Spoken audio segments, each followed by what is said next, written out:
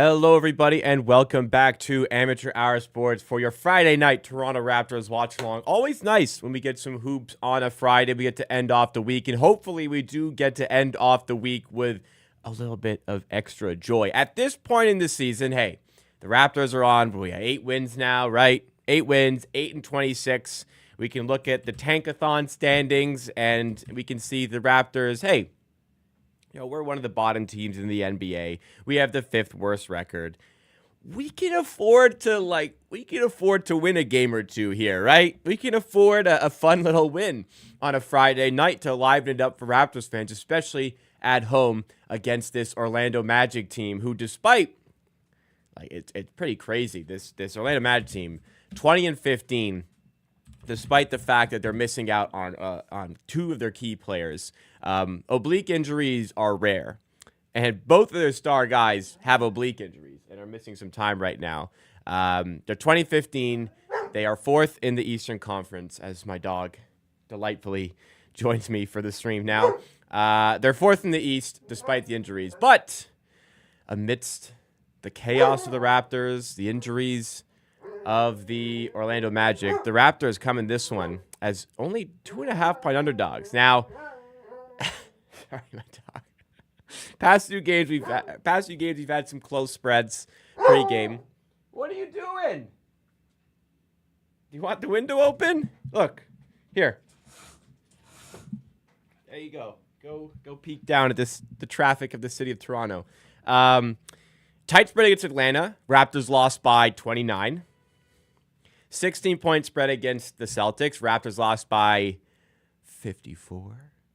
And tight spread against Brooklyn. Raptors won that game. So I don't know what to make of this one. Raptors enter this one as 2.5-point underdogs. Yeah, 2.5 it looks like it'll be. But it could have been even more exciting tonight. The Raptors, I thought, man, today I thought was the day for the first time this season that we would have all of the starters available to play, being Jakob Poeltl, Scotty Barnes, R.J. Barrett, Emmanuel Quickley, and Grady Dick. R.J. Barrett has missed the last 2 games with an illness. Typically, when you have an illness, you miss a game. If it's back-to-back, which it was, you miss 2 games, but you're back for the next one. R.J. Barrett's still not back for this one, so hopefully he's all right. Hopefully he's recovering well. But it felt like today was the day the Raptors would have everyone available to play, and that would have been a joyous occasion. All time, Barrett, Quickley, Dick, Barnes, Poeltl have shared the floor together for 4 minutes. Only seen 4 minutes of those players together, so it's a shame. But we should see them all together, knock on wood, in the next game against Milwaukee Bucks at home on Monday. I mean, surely, don't call me Shirley. Surely, R.J. Barrett should be back for that one. Hopefully, nobody gets injured before that. As it stands, Ochai Agbaji will continue to be in the starting 5 instead. But still, the team looked a lot better in that 17-point win over the Brooklyn Nets with Emmanuel Quickley back. So, hey, should be a fun game today regardless, and definitely a winnable game overall for the Raptors. So we shall see. We shall see. Hope everybody's doing well. Hope you all had a great week. As you can see, this channel still exists, which is good. There was question marks if that... My dog, sorry. There were question marks that would be the case earlier on in the week. But hey, we've done back-to-back streams here. The channel still exists. Every indication is we've put everything regarding the channel being hacked behind us, and we're moving forward. I have a video coming out tomorrow that I edited today. So, sorry, I saw a chat there. I'll read it in a sec. Wow, that made me lose my train of thought. Yeah, I have a video coming out tomorrow talking about the upcoming trade deadline, which, by the way, is just over a month away, if you weren't aware. It's on February 6th this year. Always fun to have content coming out around that. But, yes, video coming out tomorrow, so keep a lookout for that one. It should be another good one. The videos have been doing really well on the channel lately, so amidst the dark, we have to have our darks to have our lights, in the great words of Bob Ross. And yeah, I guess you could say the same about the channel this week. We have to have getting hacked and potentially losing the channel completely to have our good week of content. Thank you guys for helping support the content. All right, how y'all doing? Hope y'all had a great week. Hope y'all have had a great start to your new year. I guess we could still say Happy New Year. It's January 3rd. Perhaps tomorrow is probably past that point, but we could still do it today. Thank you guys for joining. I'm rocking, I saw a chat about it. I'm rocking the amateur merch right now. I've got the shirt on here. The shirt, fantastic quality, fantastic printing, fantastic design at a quality cost, I'd say. Shop the merch with the link that is pinned in the description and the pinned in the chat and the link that is in the description.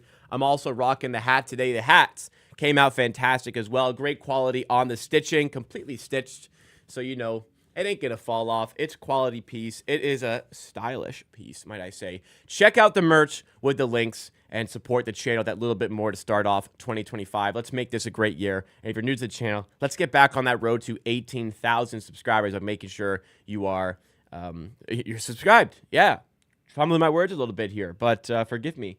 It's been a whirlwind of a week, and we've made it through it pretty much once again. Can we make it through this Raptors game without getting blown out? I mean, we'll see. We'll certainly see.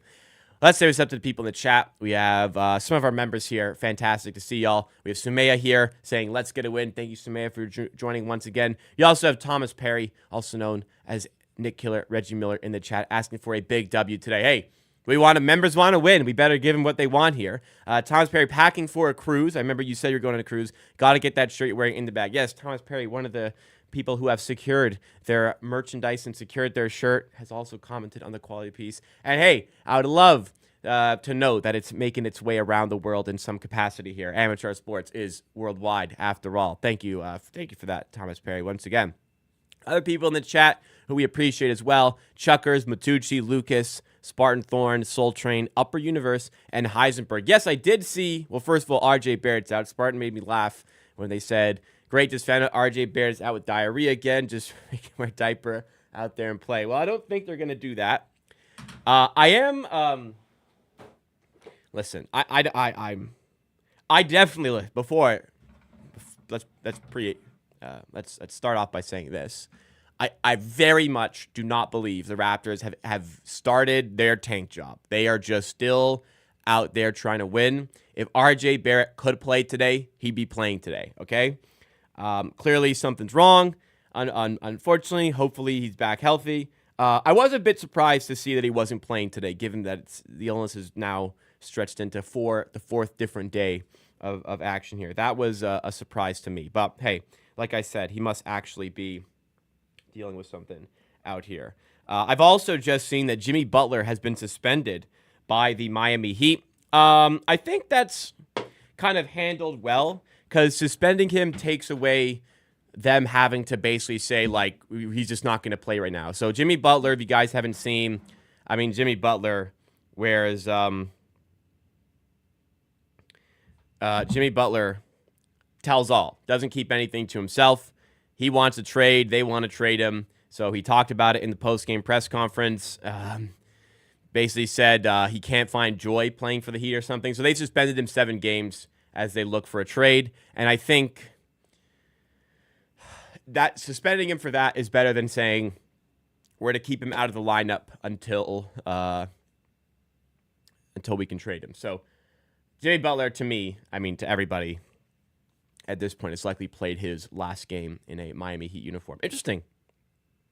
Who do you guys think is going to be the team that picks him up?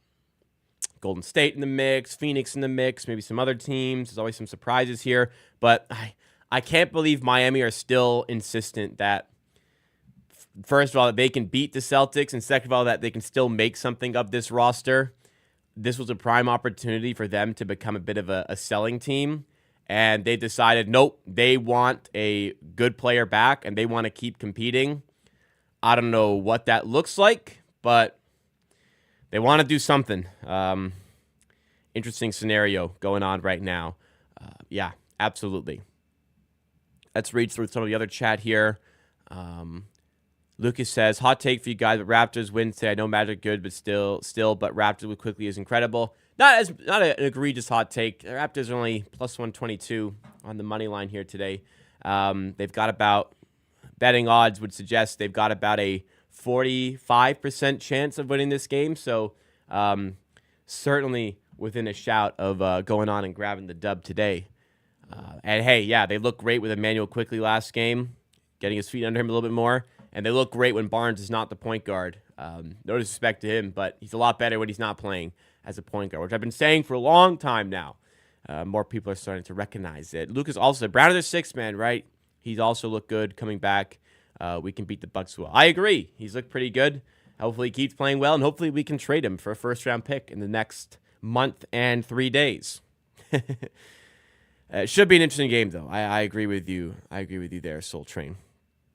And thank you for the apologetic words about the hack. Look, there's worse things going on, for sure, and worse things that could have happened, but it didn't feel like that when it was ongoing. But I'm happy that I don't want to jinx it, so I don't say it's in the rear, we're done with it.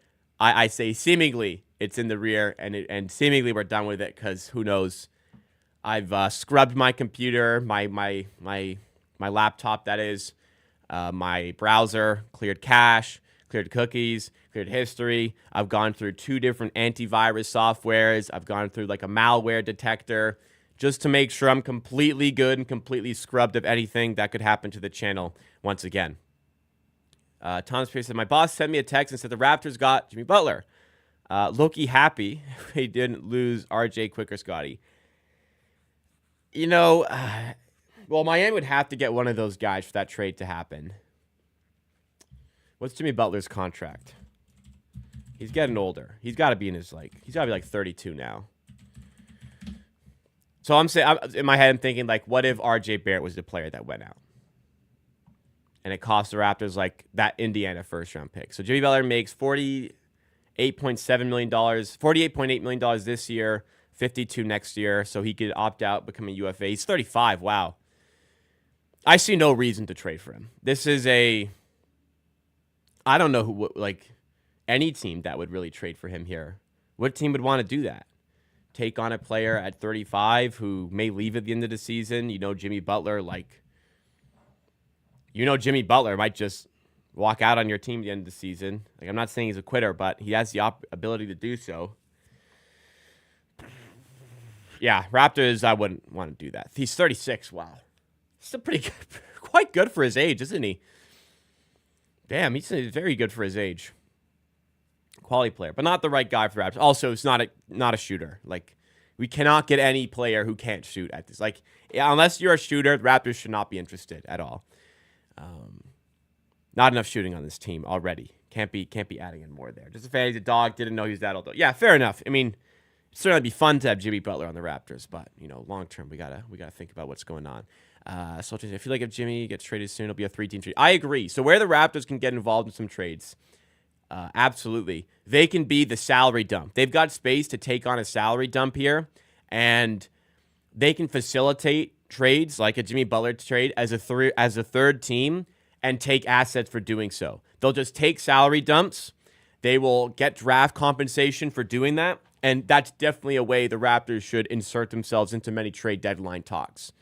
100% that is something the Raptors should explore doing with a lot of different trades that could be going down. Just put a certain way Snell's would be good to play. Well, I don't know if that's how it works, but I'll let you guys speculate on something like that. Matthew says Raptors need to lose and get a high pick. Well, like I said when I opened up, they're 8-26. They can afford a funky old win today to get the vibes up a little bit more. I'd say I'm hoping they win this game. I start every game hoping they win. Then when they lose, I go, okay, well, losing is fine as well. Remember seeing another channel I followed deal with the same thing a couple years ago? They also had someone post themselves live at crypto. Yeah. It's scary out there, but hopefully I've upgraded the security on my account and my detection of potential threats. So I learned a lesson, and the price I paid for that lesson was about 100 subscribers. Could have been a lot worse. I didn't lose anything. I lost 100 subs. That's it. And some maybe like 20 minutes off my life due to the stress and lack of sanity I experienced, but it could have been a whole lot worse. So it was only 2 days, 100 subs, and again, I just think about it could have been worse. So we move forward, seemingly. Been watching some Euro basketball lately, and there are some good players. Perhaps should look at some. It never seems to work out with these EuroLeague players in the NBA. You look at guys like Vezenkov, among others. Yabusele actually looks pretty good for the Sixers. He was a great pickup for them after his really nice Olympics for Team France. But that game just doesn't really seem to translate into the NBA. It really is a different ball game played in Europe, and the rules are different, styles are different, and it's difficult to adapt to the NBA in that way. Feels Good Man says, I feel guilty. I'm addicted to tanking. I understand it. It's a good draft, but I can live with a win here today. You know what I mean? Rahul says, important part of his channel's more secure now. Yeah, I mean, maybe this happens in like a few years' time. The channel's a little bit bigger. You know, maybe we're at like 25, 30,000. Maybe we'll get there someday, and maybe it happened then, and maybe it's even worse. Yeah, it could have been a whole lot worse. I try to look at the bright side of it here. After the All-Star votes came out, I realized Canada got no motion. I saw there was some issues with NBA All-Star voting today, but I'll do that at halftime, and I guess we'll see how that does go down. When the Raptors are one All-Star away from being on a top 4 team, or being a top 4 team in the East. Yeah, I think if they added an All-Star player, they would be pretty close to that, and as long as they were healthy. But getting an All-Star player is difficult to do. All right.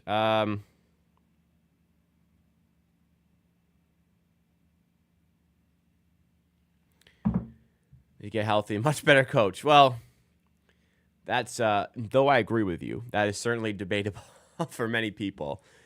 I think he's last in the season. Like I said, I think he's last in 2025 as well, for sure. I'm betting Riley would sit his ass and bench and rush a BS trade. Well, they suspended him 7 games, so it looks like a trade is on the way for Jimmy Butler. Taniel says, Happy New Year. Happy New Year to you as well. Happy New Year to all of you. We are undefeated in 2025, as Foyle says. Can we last through a couple of games? We're going to find out here. And it's nice to reset the calendars after losing by 54 right at the end of 2024, you know? We have a knack for these games. I remember we lost by like 46 to the Cavaliers, 44 to the Cavaliers. I think it was on Boxing Day in 2021, I want to say. Yeah. No, was it 2020? I think Boxing Day 2020. We got absolutely spanked by the Cavaliers because the Raptors had all but 4 players in health and safety protocols. Those 4 players, none of which were starters. So they signed 4 guys out of the G League and had 8 players and just got bombarded. And the Cavaliers had no mercy for the G League caliber team, literally, that had no experience together and dumped us. But even that loss wasn't as bad as the loss that occurred on New Year's Eve 2024. Think about that. Only 4 roster members available, none of which were starters.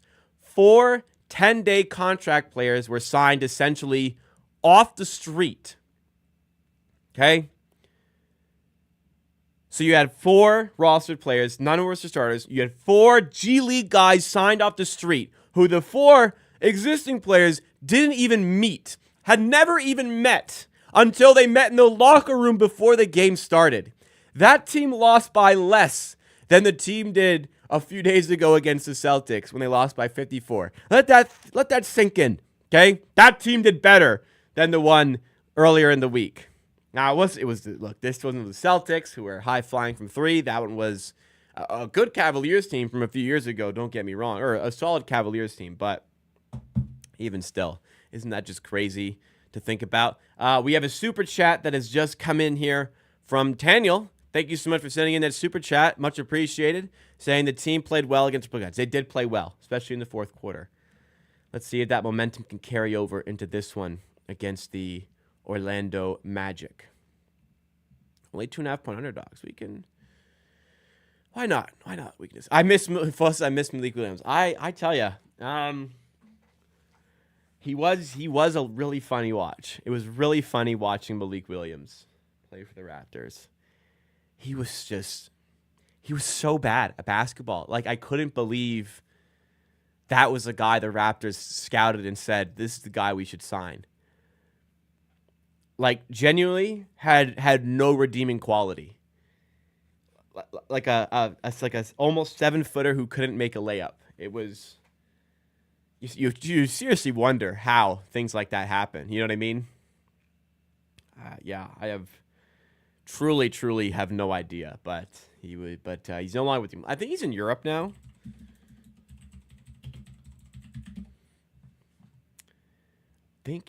Oh no, he's still playing with the Sioux Falls Skyforce in the G League. So he's still in the G League. Hey man, good for him. I mean, he seems to have recovered. Well, not recovered, but hey, he got his shot in the NBA. That's more than a lot of players get. Good for him. All right. Who do I have to win the NBA championship this season?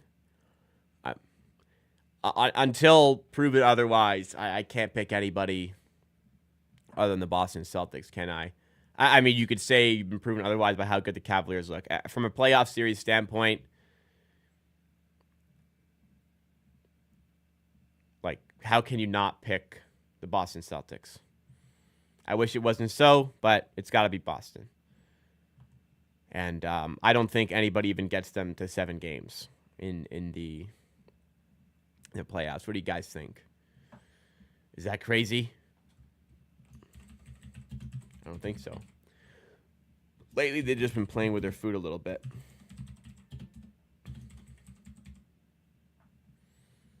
So they're against the spread record's weird, but yeah.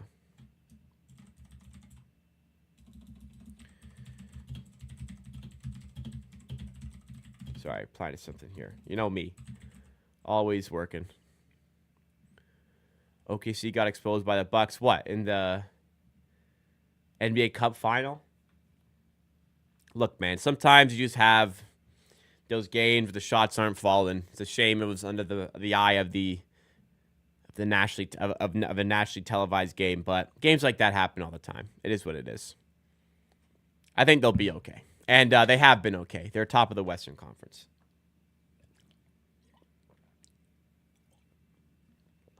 Jalen Williams, the most overrated player in the league. Huh. Jalen Williams is good. He's very good. Good defender. Plays above his size. Good scorer. Efficient scorer as well. I'm going to pull up some numbers here. Solid efficiency. It's above average. 56% true shooting. 21 point per game player. Good defender. I don't know. He's pretty good, isn't he? Who is the most overrated player? Ant. I disagree with Ant. Julius Randle, as much as he gets disrespect, is still kind of overrated because he's just not good at basketball.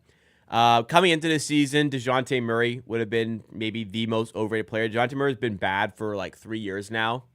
Nobody's really realized until he didn't have Trae Young to save his ass anymore.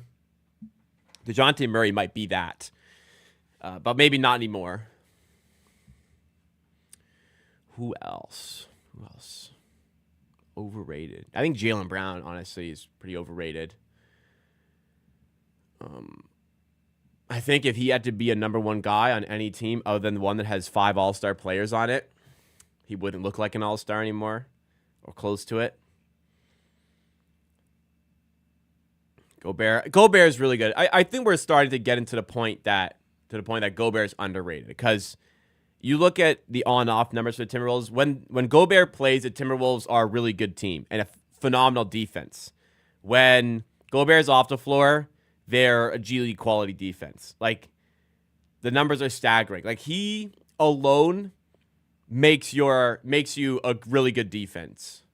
Now, you could argue they should have kept Cat and not gotten Randall, but that's nothing to do really with Gobert. I still think the Timberwolves overpaid like crazy for Gobert, and they didn't need to make that trade. But we're definitely getting to the point that Gobert is underrated. because he just gets a little bit too much disrespect.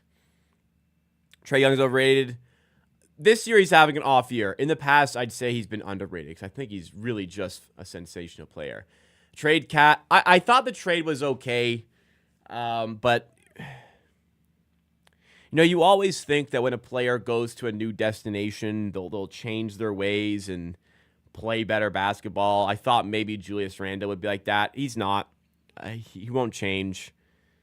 I saw a play where he got locked up on defense by Jalen Williams, J-Dub. And he got locked up, but also any player with a brain would have it was a 20-second clip of him getting locked up. Any player with a brain after about 4 seconds would have just passed the basketball out to a teammate. But Julius Randle ain't built like that.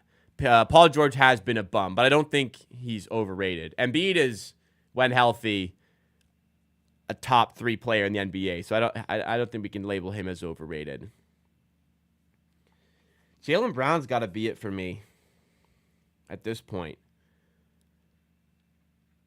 Seriously, I know he's Finals MVP, but seriously, if he didn't have all that supporting cast, I really think he'd struggle to be the lead option on a team. I'd like to see it one day. I'd like for him to, not that he has to do it, but I'd like to see it just to kind of either prove me right or prove me wrong on what he can be. Jimmy Butler, that it's not a ridiculous take to say Jimmy Butler's overrated. He gets really hot in the playoffs, and when he's hot, man, can he carry a team through a playoff series. But other than that, Jimmy Butler is treated as a superstar that doesn't really have superstar output for 95% of the season. In the final 5%, he can turn it on, and that's something to commend, the ability to turn it on in such a capacity. But maybe Jimmy Butler does get a little bit too much credit at times. I think that's a fair take as well. I think of some others here. Nothing else really springs. Oh, Jalen Green. Jalen Green's the most overrated player in the NBA. Jalen Green's the most overrated player in the NBA. It's absolutely Jalen Green. No ifs, ands, or buts. Jalen Green makes his team worse. Literally makes at least Jaylen Brown doesn't make the Celtics worse. Jalen Green makes the team worse by being on the floor because he's horribly inefficient. Other than once every few games when he goes off, he is a horrific defender. Jalen Green's the most overrated player in the NBA. I don't think it's Mark. I really like Lauri Markkanen, so I don't think it's Markkanen to be a low usage player who can put up superstar numbers. Very impressive. I hope he gets moved to a good team. Tatum's underrated. I don't think Tatum's underrated. He's definitely not as overrated as he used to be. I will absolutely not say Tatum's underrated. I think he's properly rated as a top 10 player in the NBA who's not good enough to be in the MVP conversation.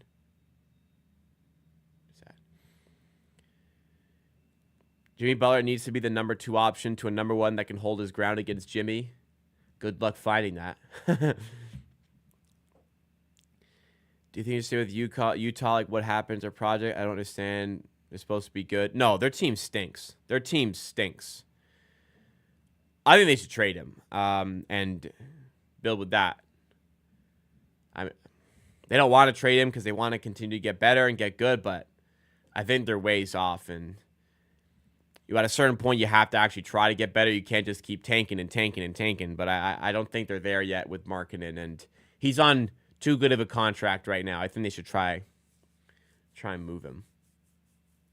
I really like Markkanen. Markkanen would be an excellent fit for the Raptors. Size, shooting, scoring. I really like him. All right, guys. Door shot. You want to do the door shot? 7:30. I think it's time for the door shot. Alrighty. So, I have done the math. I have a long way to go to get to where I want to be, which is 500 on the season. I got to essentially make 25 of the next 43 shots that I take, which is well above 50% to try and recoup the damage that has been done this season. So I need to make 58% of my shots the rest of the way. As long as I do 70 games, I need to make 25 of the next 43. That is going to be very difficult to do, considering so far I'm 10 of 27, which is about 38%, 37%. So work to do here. Door is open, which means I don't have the luxury of a bank shot because I'm alone with my dog right now. Let's try it. Let's do it.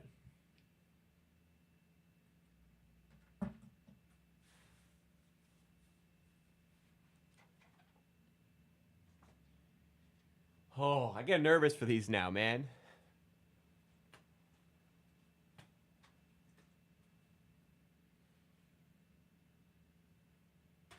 Oh.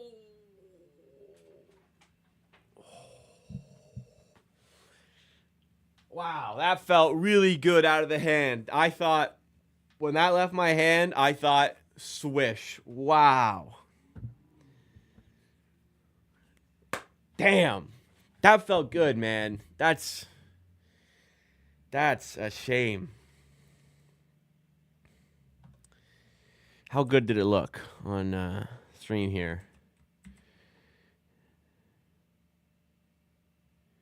Oh, you don't get the arc, man.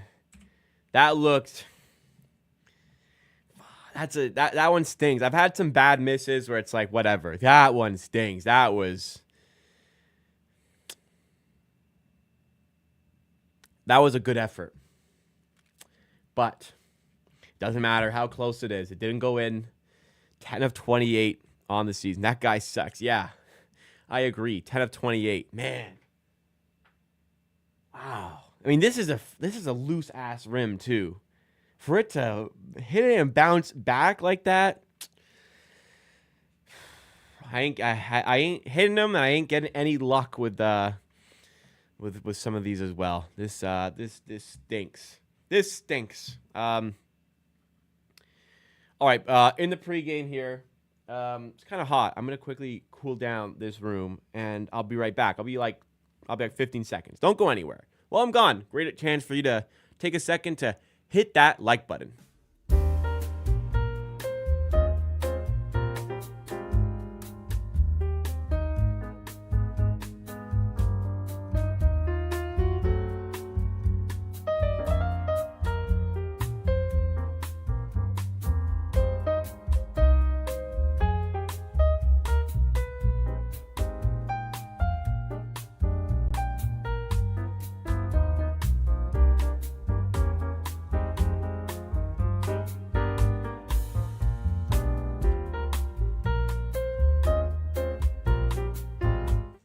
All right.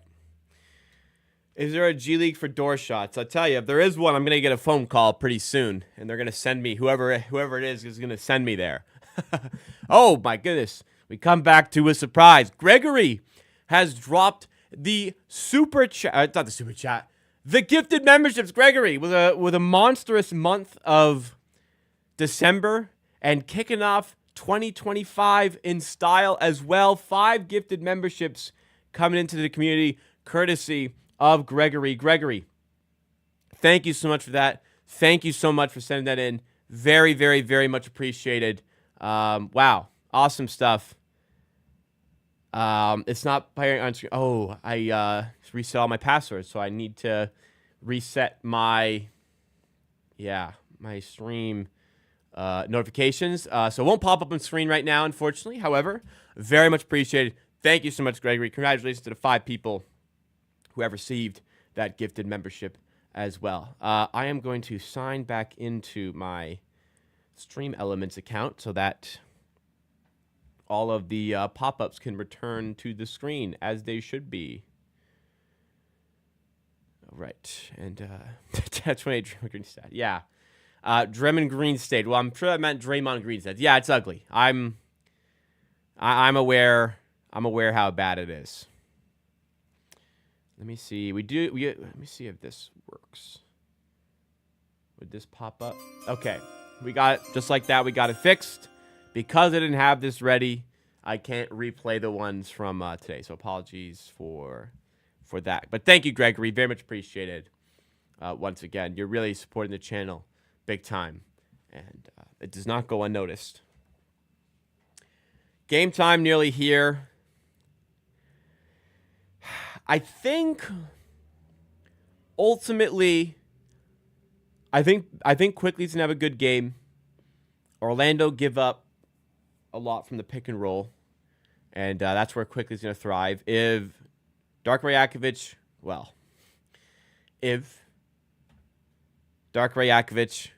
has a brain, which is questionable to this day, he's going to run a lot of pick and roll with Quickly Pirtle. We'll see. Orlando gave a lot up in the pick and roll.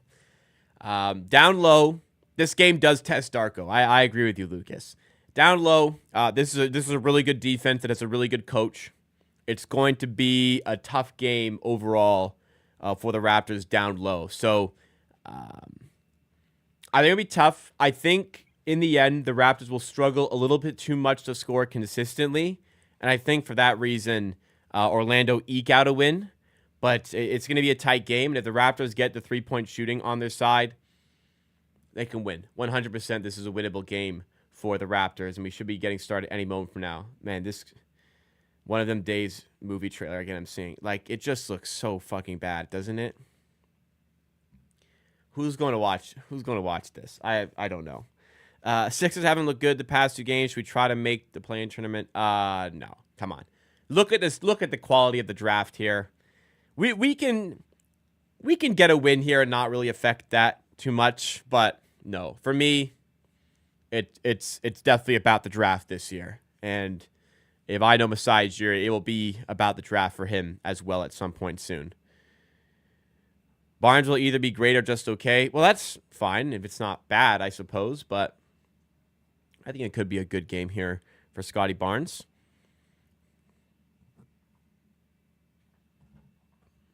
Wait.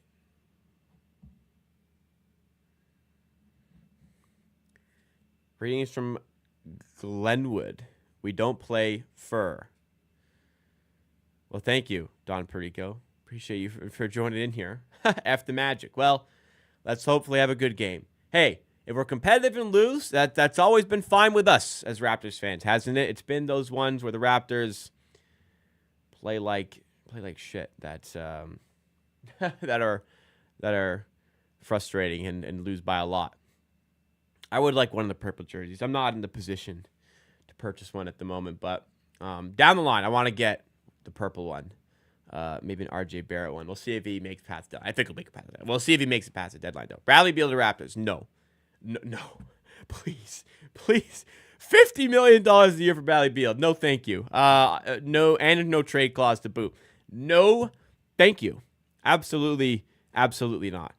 Tell ya, I might want to grab a drink for this one. I've got some. Do I dabble with an adult beverage here? It is Friday after all. I think I will. I'll go for game start. I'm gonna go for a Negroni here. I got some Negroni pre-mix, unfortunately, but it is what it is. I'm gonna go grab a Negroni, and when I come back, it'll be game time. Let's get it on.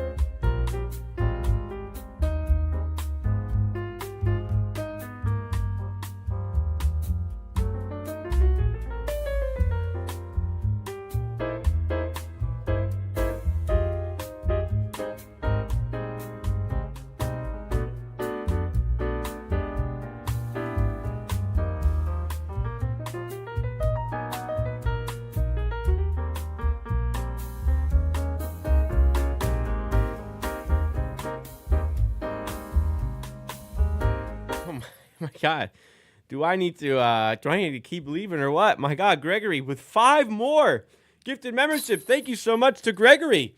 We had a little bit of a hiatus from member-only content. in the last few weeks due to the holiday period. But members-only content will be back very, very soon. So 10 more people today. Gregory, Gregory has sent in, will have access to those streams this month. Thank you so much, Gregory, for helping us kick off 2025 in style. Very much appreciated. This for you. Cheers. My Raptors glass, a nice Negroni with my big square ice cube. Cheers. It's only my, well, if you are running that, hopefully not. Don't run out of money on the account of me, right? I appreciate, but hey, I very, very much appreciate the support. Thank you so much. I will. I'll stay for a while. I'll stay to the end of the first quarter at this point. But thank you again. Whew. That, as they say, that'll put some hair on your chest, huh? Woo-wee. If anybody doesn't know what Negroni is, it's it's sweet vermouth. What are the other two things in it? I'm blanking. Negroni is gin, sweet vermouth, and Campari. 1 ounce each. So it's straight up 3 ounces of alcohol. And I measured 3 ounces here. I'm gonna work on that for a while. Didn't have gifts enabled. Well, make sure you have gifts enabled for next time. Hey, maybe if somebody else comes through, you could be the lucky recipient. But game is underway here. The scoreboard will update in just a moment here. We have Grady Dick going to the basket and nearly turn it over. Emmanuel quickly saves it briefly. Get the ball out of your hands. Gets to Pirtle. Runway to the rim. Goes up strong. Gets fouled. And puts it in for the and one out the gate. Yep. What a start for the Raptors. An erratic play, I think, is the best way to describe it. But they come through and get the early bucket there. And Pirtle will head to the free throw line to go with it. All right, let's try to get the scoreboard activated.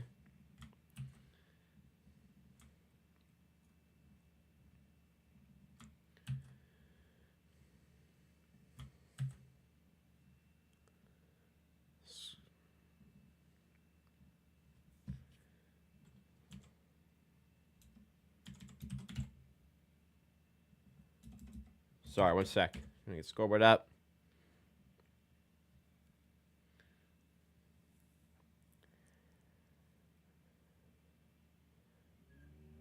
Three ball good there for Tristan Da Silva, the recent first-round pick for Orlando.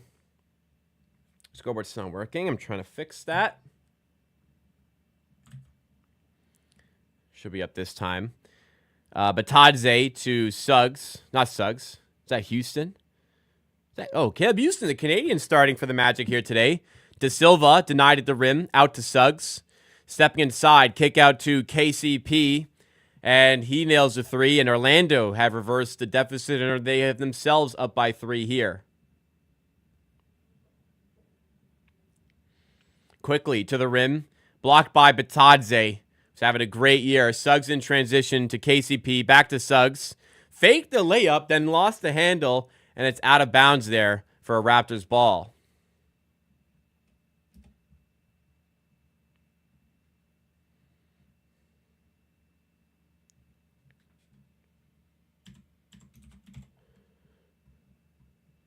At the rim, Barnes with the finish. His first bucket of the night.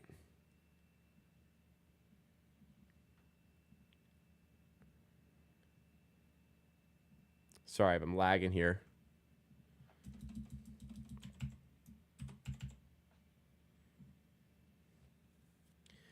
Mississauga boy, Caleb Houston, in the game. I didn't realize he was from Mississauga. I knew he was local. I didn't know he was that local. 6'5" for the Magic here. Pirtle down low. Spins off. Puts up with the right. Oh, that's one that Pirtle is usually going to have. Doesn't have it on this occasion here.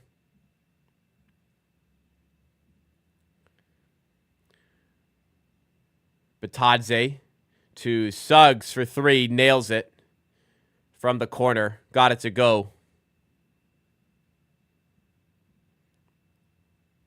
Barnes Attacking Suggs. Puts it up for 2. Doesn't go. Rebound in the hands of Bitadze. Now Suggs to De Silva. If anybody wants to sync up their clock with me, I'm on 9:10, 9:09, 08, 07, 06. As quickly gets the rebound off the Suggs miss. 9:03, 9:02, 9:01. 9 minutes. Quickly. Fake behind the back and then loses it anyways. Turned over. 9-5 Orlando. Houston should have shot that. Didn't. Goes to KCP in the corner. Moonshot over Barnes. His outstretched hand doesn't go. Good contest there. Other way come the Raptors again.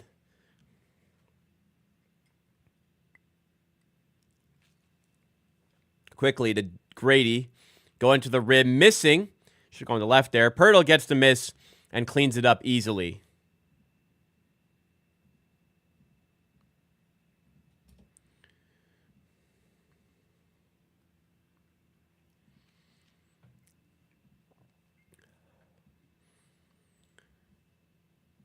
Bitadze with it. Suggs spins off Grady. To the rim. Doesn't go. Rebound to the Raptors. Moving the other way now. Pirtle. Handoff to Quickly. Coming around the screen. Back out to Pirtle. Long floater. And I don't know what the limit is on a Pirtle floater. But I think it was tested on that possession there.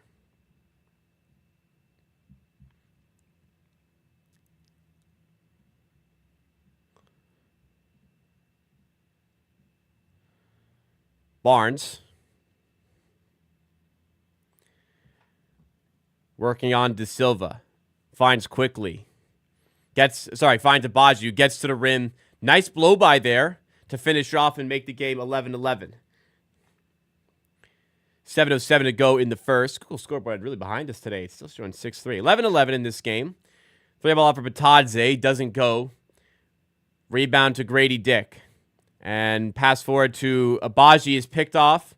Here comes De Silva the other way. The German to KCP. Now in the corner for Caleb Houston.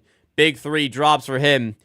Shirley's got some family in the arena tonight, and they'll be loving that. The Mississauga native nailing the 3. And it's 14-11 in favor of the Magic as we get to the first timeout in this game here.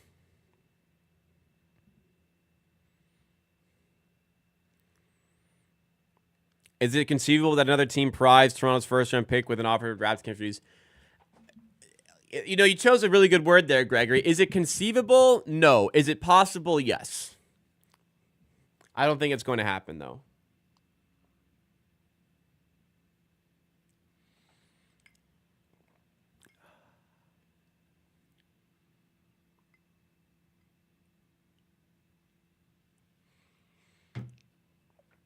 Ooh. Orlando is a very well-run team. It's kind of crazy, their turnaround, but I guess when you hire a good coach, good things can happen, even when you're missing your top 2 players. Franz Wagner and Banchero have missed so much time this season that they're still 20-15, posing one of the best defense in the league. You just use what you got. Goga Bitadze, who knew he could be the anchor of such a good defense, but he is out of nowhere. You guys remember the famous Goga Bitadze, famous Zion photo where there was like both of them were doing a press conference and they were like hounding Zion Williamson, and Goga Bitadze was just sitting at his podium with like nobody around him. I actually probably can find the photo here. You've probably seen the photo, but you probably don't. Sorry, but sound effect there. You probably don't remember. It's Goga Bitadze. Yeah, look at this. There's Zion, and there's Goga, and look at them now. Who is the more effective player in 2024? You actually may have to hand it to Goga Bitadze because he's available and he's a good player. How about that? What a photo. The NBA's funny, isn't it? It's a funny old league.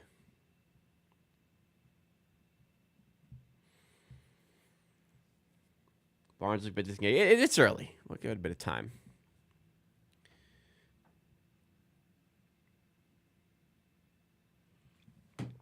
CT says Grady defense a big weakness. I agree.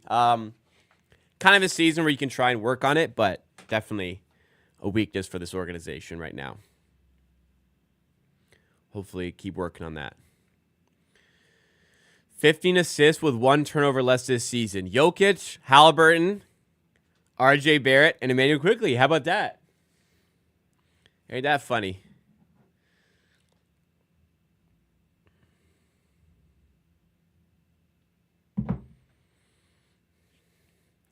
That Pirtle floater. What could Pirtle hit a corner 3 by just taking it as a floater, you think? He might be able to. Terrence Davis says, announcing skills on point. Appreciate the sync up. Also, I'm behind 50 seconds. So, well, you can pause YouTube. That's always an option. Just pause the YouTube stream for 50 seconds and wait until it's synced up with you at home. If you're behind, that's great because you can always pause YouTube. You can't always pause the Raptors game, but in some cases, you can pause the Raptors game and sync up as well. Working on creating a way or working on a solution, let's say, to the sync up problem. And, well, I'll have some more information for the next game on Monday about that.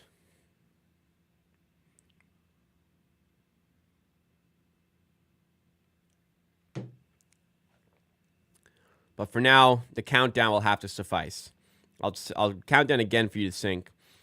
5:55, 54, 53, 5:52, 51, 50, 5:49, 48, 47.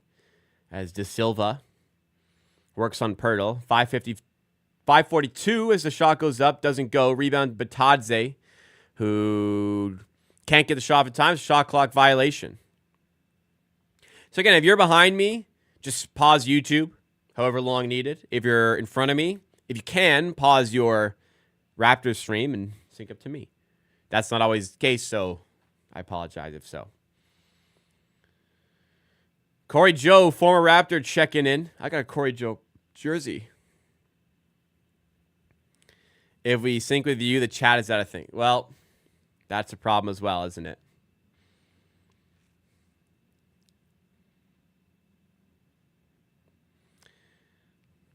There's no perfect solution, but perhaps something, a hero lurks in the background, which I'll discuss on Monday. Batadze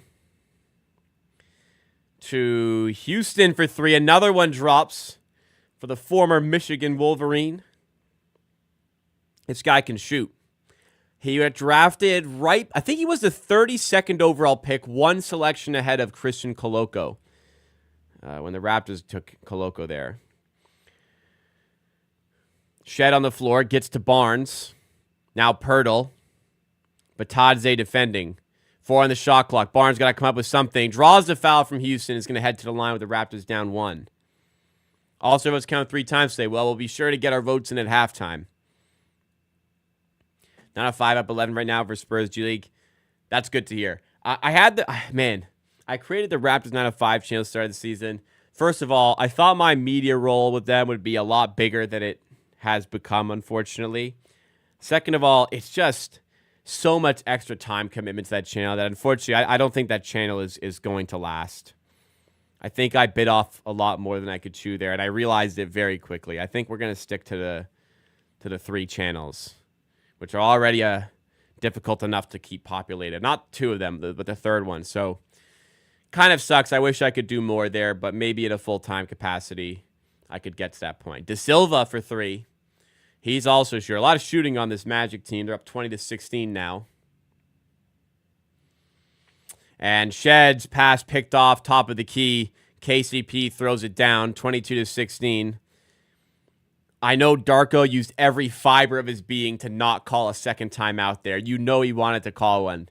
My guy loves early timeouts. He's already used one, so he doesn't want to use another one yet. Shed, off the screen, gets to Pirtle. Floater's good. Pirtle working there. And the pick and roll game working. As I said, that's a bit of a weakness for the Magic. Corey Joe. What's the Drake line? Put a ring on it, brought it home like Corey Joe, something like that. I don't know. I'm not a Drake fan. Here he is fouled by Grady Dick as Jonathan Isaac gets ready to check into the game.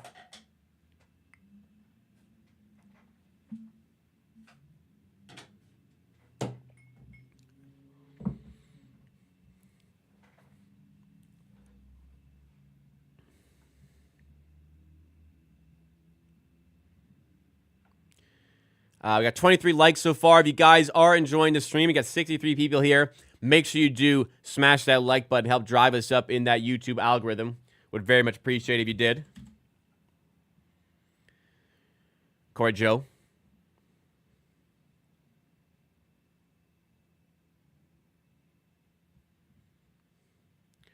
Jonathan Isaac for 3. Got it to go there. Shed to Olynyk.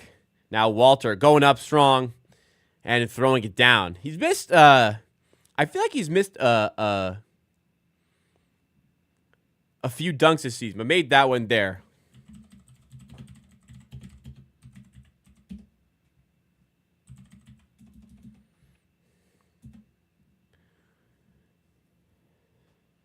Three ball up again, and the Magic are raining down threes in Toronto tonight.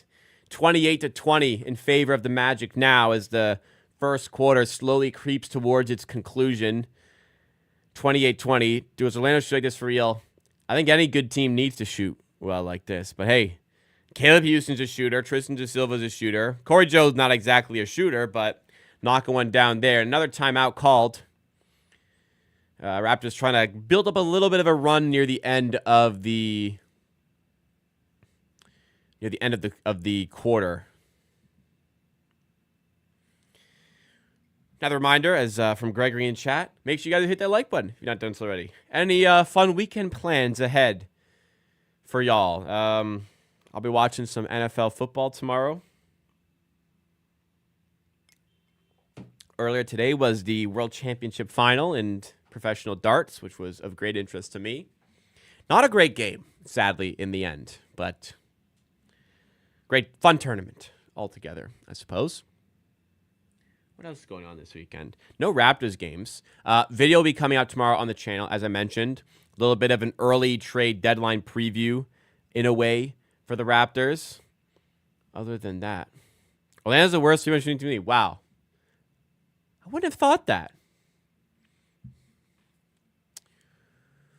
I guess Suggs is having a bit of a worse year than last year's shooting. Banchero's not much of a three-point shooter. Franzog's not a big three-point shooter. Their centers can't shoot. Well, Wendell Carter kind of can. Golga can't shoot. KCP not shoot. I guess it makes sense. Today, though, Houston's in, DeSilva's in. They're good shooters. Damn. Yeah, I guess it makes sense. Well, they don't look like the worst shooting team in the league today, do they? But I'm glad to have that information.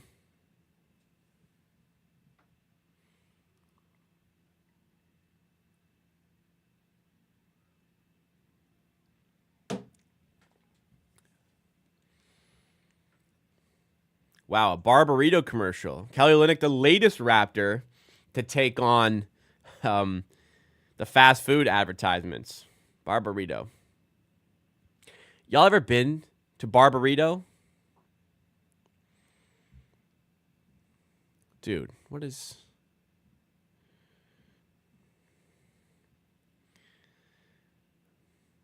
That was weird.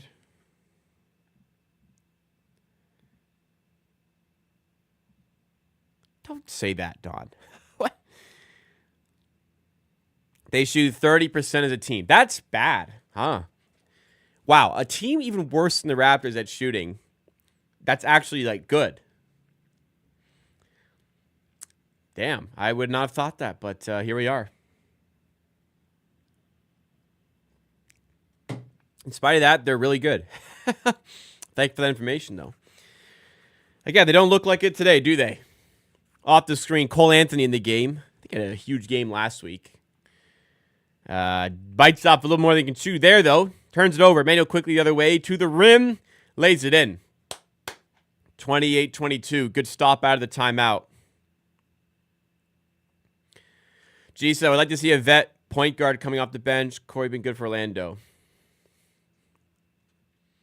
Another 3 there for Corey Joe. Man, they're really shooting the ball well tonight. They're 9 of 13 from 3. A vet pointer. Well, I'm just happy we have a point guard coming off the bench these days. It would be nice, though. I'm not sure Corey Joe is in rotation if this team's healthy, though. Wendell Carter. Way too easy, man. I mean, pump fakes and just kind of walks to the rim. No resistance whatsoever being put there. 16-6 run. Trying to weather the storm here, our Toronto.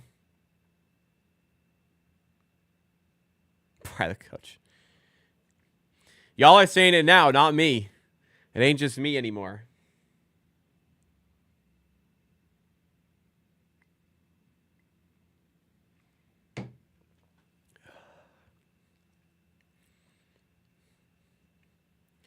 Man, one pump fake from Wendell Carter, and he just walks to the rim. Like, what the hell are we doing? Gotta help. Quickly inbound to Bruce Brown, who's finally in the game. Quickly for 3, doesn't go. Other way come the Magic. Howard. Good help defense this time. Kick out, good rotation. Another kick out to Howard, though. This 3 doesn't drop. Rebound to Barnes. Raptors moving the other side. Barnes to quickly. Layup. Blocked by Isaac. What a great defensive possession there. Howard has it stolen. No, it's a foul. So, interesting numbers from this game so far. And we'll go through a bit more at the end of the quarter. So, the Raptors have made 10 shots. The Magic have made 12. However, the Magic are 9 of 14 from 3. Toronto are 1 of 2 from 3. So the Raptors are on pace right now for about 9 3-pointers in this game, which is pretty much unacceptable. Taking only 2 threes an entire quarter. You can play a super efficient game like Toronto. Toronto's shooting 55% tonight. And they're down by, they're going to be down by 13 here. Down by 13. If they're making shots, they're just not making threes. And you're just going to fall off the pace of the scoring in the modern NBA. I know the Magic are shooting really well, but got to shoot some. I mean, there's Walters for 3, Doesn't get it to go. So Raptors 1 of 3 from 3. On pace for 12 3-point attempts in this game now. They're on pace to make 4 threes tonight. just poorly coached, man. Anthony to Isaac. Layup and 1. Orlando running riot in the first quarter. They're up by 15, and Isaac can make it 16 at the line. Man, oh man, this is tough right now.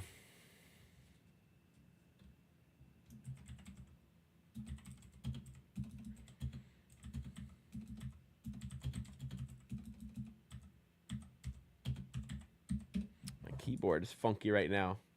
A lot of typos.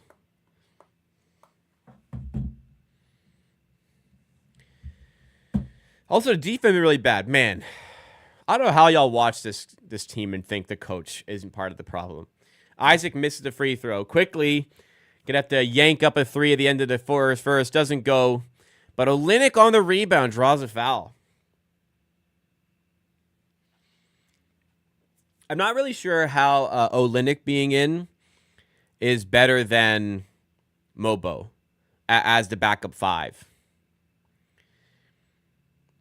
Like, Kelly Olynyk can probably do service as the backup, like, power forward. He is useless as a center, man.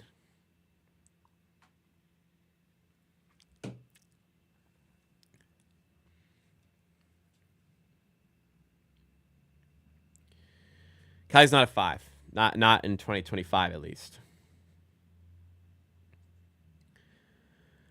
So Kelly Olynyk gets his free throws, makes up a little bit of the deficit. Raptors down by 13 after 1. We'll pull up the box score from the first. So this is what I'm kind of referring to here. They've only made 3 more shots. 1 less free throw here. We'll interrupt here because we have a new subscriber. 82 Derek has subscribed. Welcome to the Amateur Army. Thank you so much for that. They've only made 3 more shots, but they're up by 13. And it's here. 9 of 15 from 3. Great. 9 of 15. They're shooting the ball really well. But Raptors shooting 50%. They're shooting 54. But we've only taken 4 threes. They've taken 15. On top of them making shots, you also have to consider the caliber of the shots they're taking there. Like, they're really good. The shots they're getting. The Raptors, like, on the initial drive, the Raptors are helping from the corners. So they're giving up pretty consistent corner threes in this game, which is the 3rd most efficient shot in all of basketball behind free throws and layups. Feels like, you know, your head fucking coach should scheme a way to not give up one of the most efficient shots in the game on a consistent basis. But hey, coach ain't the problem. How can you blame the coach for them being down 13 here? Orlando got hot from 3. How can you blame him, right? Well, you can blame him when your team only takes 4 shots from 3, and a couple of them were just chucks.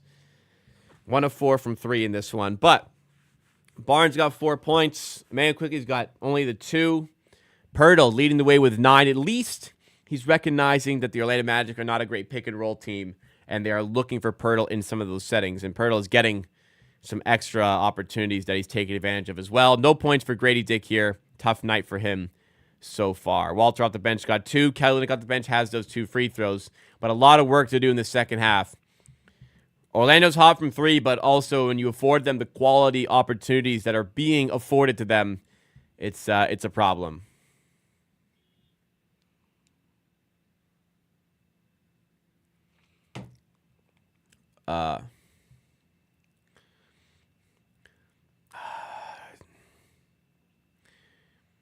Yeah, I mean, look. Or you thought I could do. So look at the replays. Look at the replays here. Look at the caliber of shots they're getting. Look at the caliber of shots they're getting here. They're kicking out to wide open players. The Raptors are helping off of these corner shooters. Man, they are wide open every shot. We're helping off of corners and leaving the players wide open. What are we doing here? How can you be that inept as a coach, man?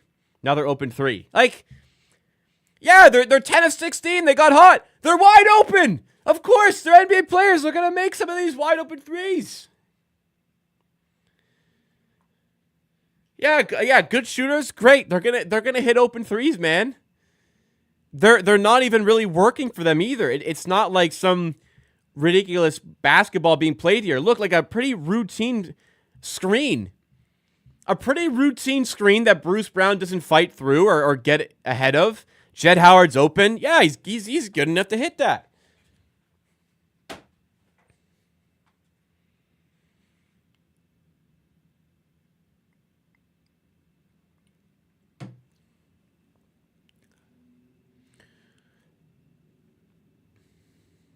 Bruce Brown at the line to their side right now. 40-26.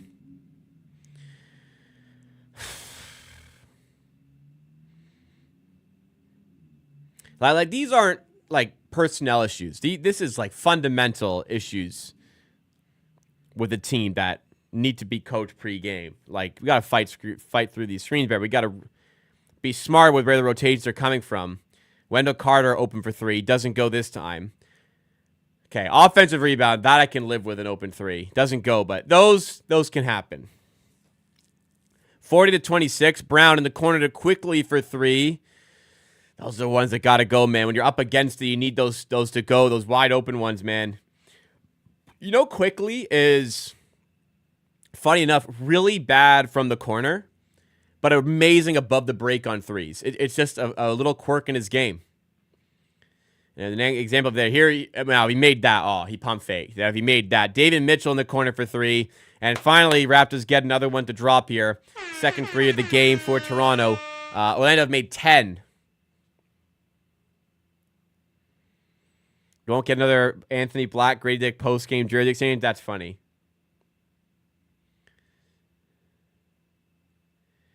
I think I feel like my memory is deserting me. But either I saw it in person or saw a photo of, oh, nice move by quickly to the rim. I either saw it in person or saw a photo of an NBA store that had, like, in their front window, one Anthony Black jersey and one Grady Dick jersey. Let me see if I can find a photo of it. If I can't find a photo of it, it's probably I saw it in person in New York, but I can't quite remember. I don't know why that's such a lapse in my memory. Okay, I mean, it'd be hard to search for it because, like, all the photos in Google Images are going to be of the jersey swap. But I remember somewhere, maybe it was the NBA store in New York City, they had in their front window a Grady Dick and an Anthony Black jersey. I feel like it wasn't me seeing that because the New York store had, like, no Raptors gear at all, which was disappointing. Anyways.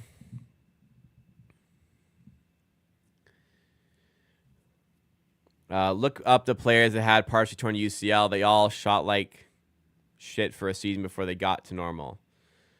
Well, there's only been 2 other cases I saw of UCL injuries in the past. Both of those players had the injury on their shooting arm, which fortunately Emmanuel Quickly does not. Quickly, I mean, look, he's barely played ball this year. He's got to get his feet under him, I guess, from the three-point shooter. But last season, he was a really bad corner three-point shooter, but really good above the break. So not enough evidence this season to suggest which way it's going to go. Just a quirk I mentioned there. But, yeah, it's getting pretty easy to solve this Raptors defense. Plug the paint, and the Magic protect the rim quite well.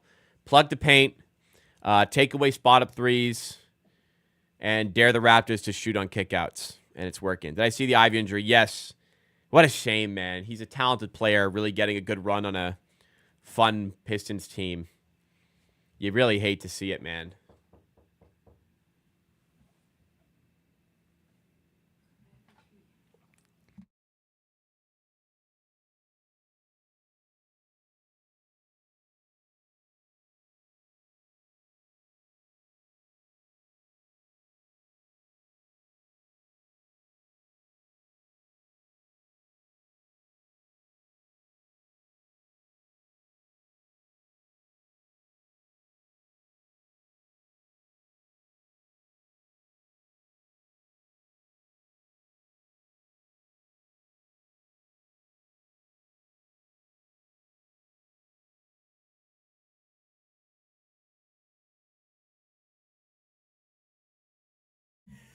Special delivery. Apparently, this is a Ferrero Rocher donut. If you guys haven't heard of this app, it's called Too Good To Go. It's an app. So the end of the day for food places like restaurants, fast food, instead of throwing out the excess food, they'll list it super, super cheap in these mystery bags on this app called Too Good To Go. So you only pay like $5 to $10 and you get a mystery bundle of items. So in this instance, my fiance got a mystery bag from this bakery and they gave her a big box of donuts. So if you don't have Too Good To Go, download it and get some really cool stuff at the end of the day. Or we have a Cobb's Bakery nearby and they do their Too Good To Go orders in the morning. So sometimes we can just walk over in the morning and get like 3 loaves of bread and some other goods for like $5. Another 3 Mr. Raptors. Anyways, I've got a Ferrero Rocher donut here. Let's dig in.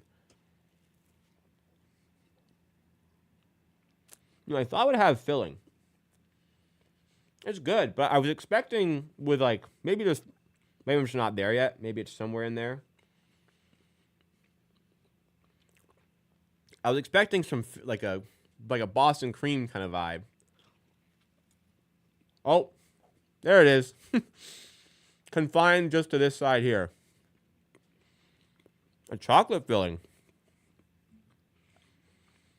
Lovely. We are not good at all, bro. Yeah. Fast Break says, Raptors not a good team. No.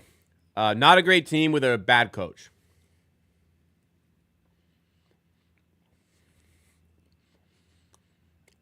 Good donut. I'm starting to notice, alongside Jack Armstrong, a lack of energy from Barnes today.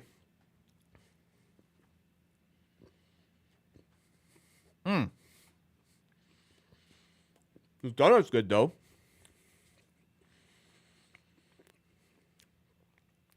Well, here's the replay. Isaac just muscles away Barnes for the loose ball. Then Barnes out of position and Tristan lays it easy. I mean, Barnes can't just be on and off with the energy shit. Like, it's got to be there every game. It's annoying that it isn't.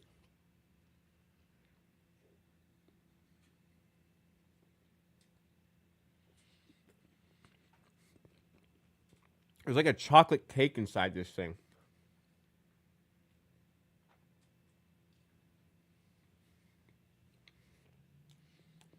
It's messy.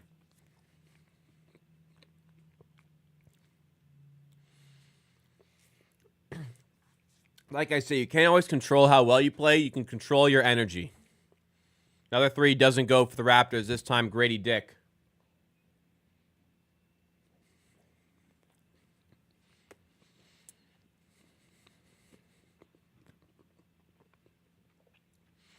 Carter to De Silva. Going up with the right. Got to go. 44-31 now.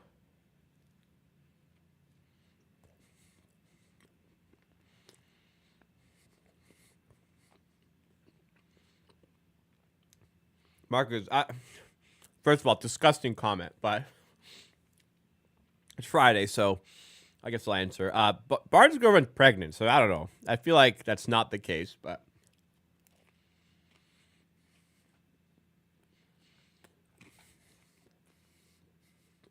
Good donut.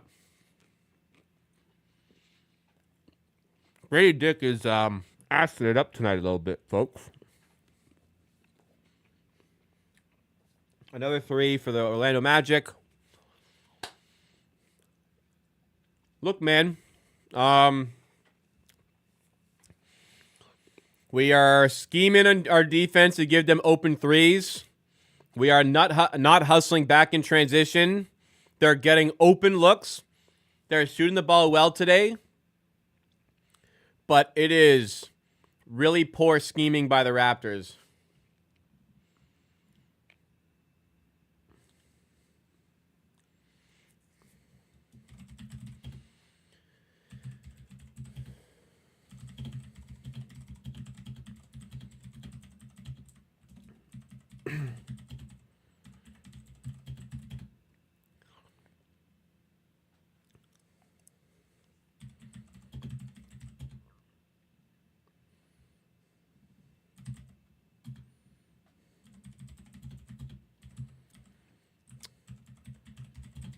Hope you enjoyed me eating that donut.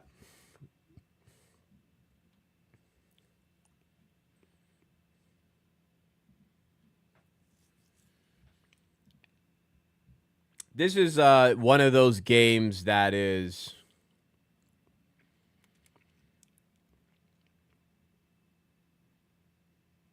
really hard to watch. And really unfortunate to watch.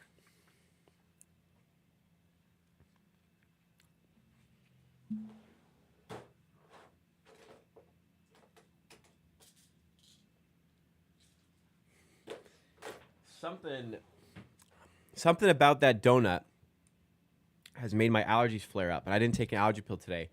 I don't know what it is. I'm gonna go get an allergy pill. I'll be right back.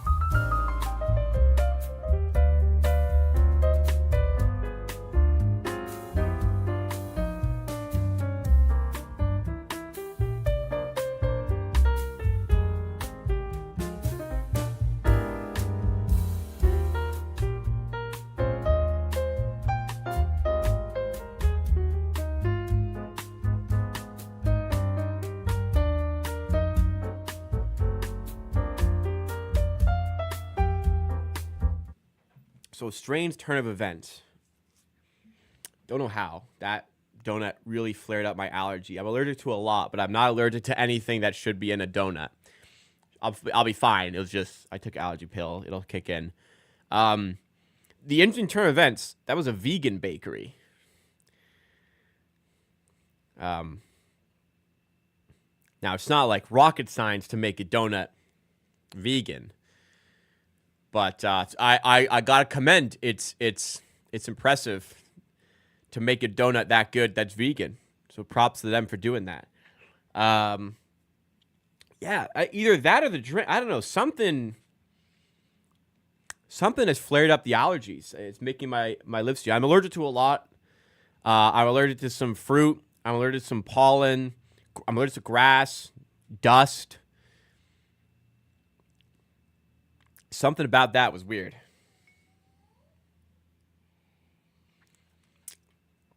$50 to $34, huh?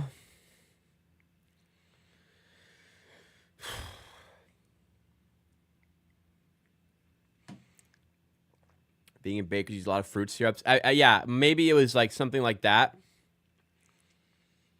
But it's not the fruit I'm allergic to. It's the pollen on the fruit, which wouldn't be in any of the syrups. I don't know. Maybe it wasn't that. Maybe my allergy was just flaring up because I hadn't taken a pill today, and I take one every day usually. It was just strange that right after I ate that, it flared up. I don't know. Anyways. The spread here was 2.5, man.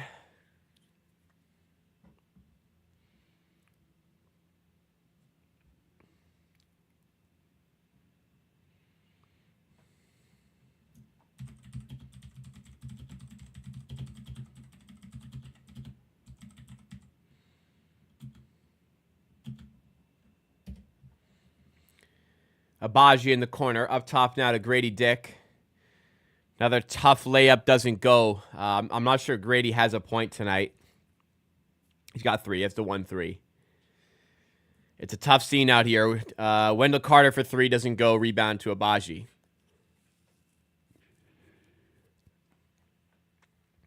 Shed to Grady.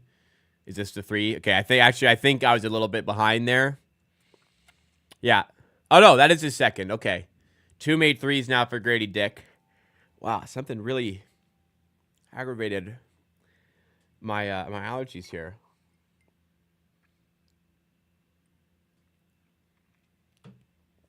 It's starting to get worse. The allergy pills take like another 15 or so minutes to kick in. Oh, that's weird. I mean, I've been drinking this for a while. Nothing happened. Must have been the donut.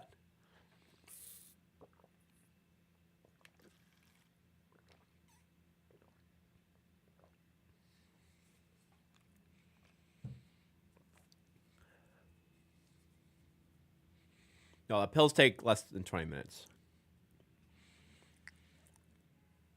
It's gradual, so. Anyways, it was a good donut. Listen, if you're not allergic to, like, everything like I am, I'm sure it'll be fine. And listen, here's your endorsement of these donuts, okay? It's giving me a slight allergy attack. I'm going to have one tomorrow. I'm still going to have one tomorrow and live with the consequence of that. And I'll be aware of it and make sure I have my allergy pill beforehand. I'm having another one, okay? Great. That's a great endorsement of the product.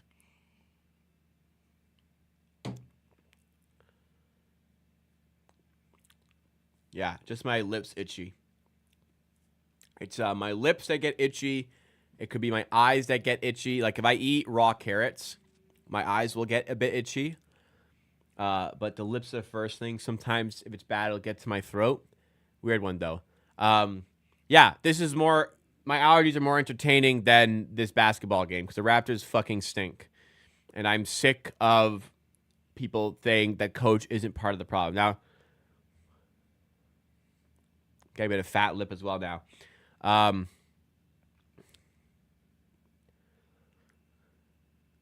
Ooh. My lips are getting fat now. A little bit. Back here, yeah, I can feel it. I'm not closing my mouth naturally anymore. I have prescribed allergy medicine, which I took, which is basically double strength Reactin.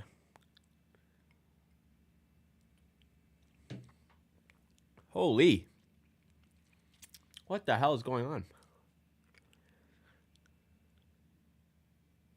Yeah. Okay, allergy medicine will kick in, we'll be all good. But strange occurrences.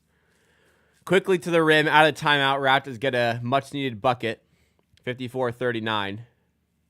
So I'm not allergic to nuts. I assure you of that.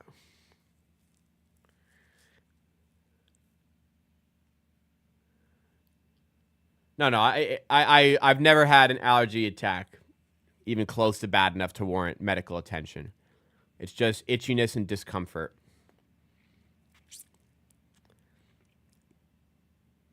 I just have itchy lips, which are annoying, and a bit of a fat lip over here, over here, and up here in the edges. Good donut though. Recommend.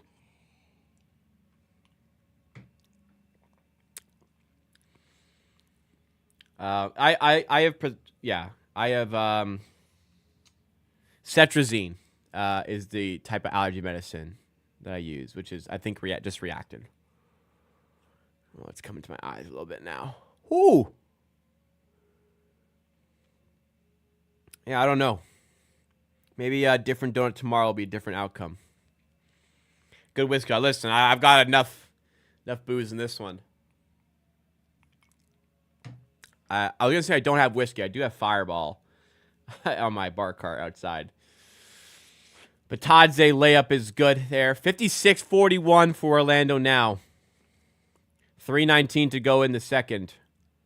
Quickly to Brown. Back to Quickly. 5-on-4. Can the Raptors find an open look? They do, but Brown can't connect. And a timeout by Orlando. It is Suggs on the floor for the Magic. Not being able to eat carrot sticks is tough. It's sometimes. Sometimes I can have them. The fruit I absolutely cannot eat. Raw apples I absolutely cannot eat. I'll get a severe allergy attack. Severe in this, it'll be very itchy. Oh, wow. Suggs fell on nothing. Oh, no. That's an off ball. Oh. Non-contact injury for Suggs. He's holding his lower back. That is not a good sight, man. Wow. Oh, I really hate to see that.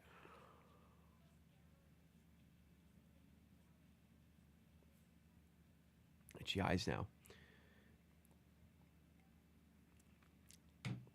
Well, hopefully he's all right here. I was mentioning apples I cannot eat. My severe allergy attacks would be like beyond, like super, super itchy eyes. Like I'd have to ice pack on my eyes to try and help it.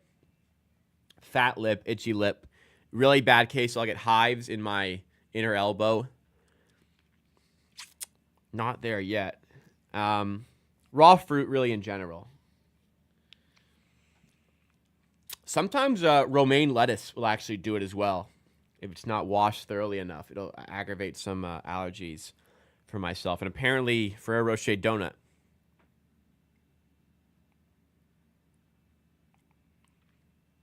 Suggs is a big loss, man. So getting up now. Looks like something happened to his back there. And some of the players are carrying him off now. Wow, that's a very unfortunate sight. Oh, they can't even really carry him, man. Something happened to his back. Get a fucking stretcher out here for this guy. Get him a stretcher or a wheelchair. Jeez, man. What are we doing here? This is an NBA arena.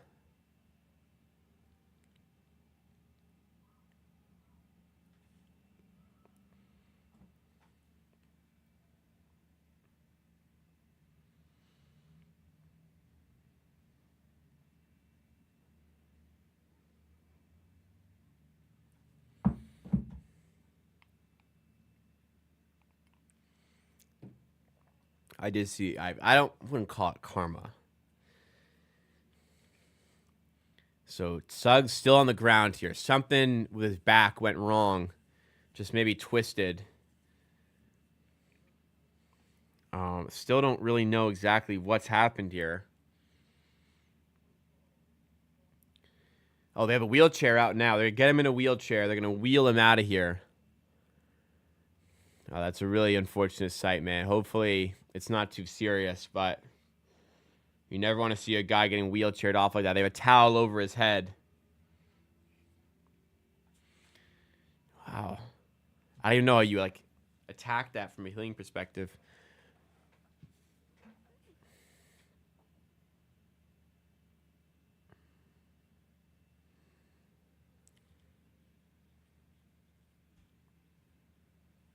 So we're carting him out. Tyler, wow. Don't want to see that. Wow, it's going to my eyes now.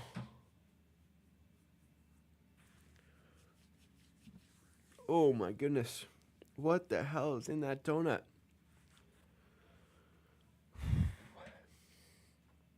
And maybe I won't have one tomorrow.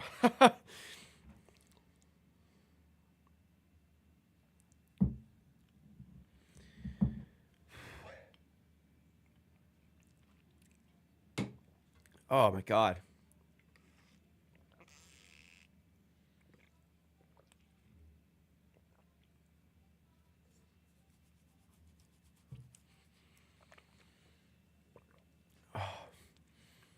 Batadze going up, being fouled. Back in action now. 2:48 to go in the second. Magic are cooked. Well, the Magic are up by 15 points in our own building, so how cooked are they?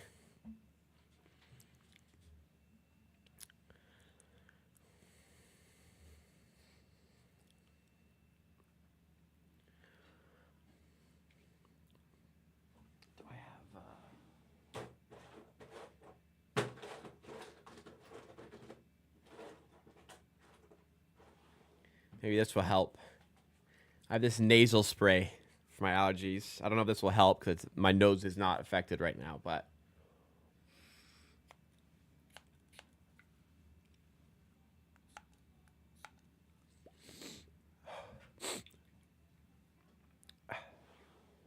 us not scoring, we are 5-4 is also sad. It was also sad we couldn't really scheme an open look from it. Pirtle throws one down there. 58-43. I'm battling some stuff right now, guys. Sorry. Cole Anthony to Batadze underneath.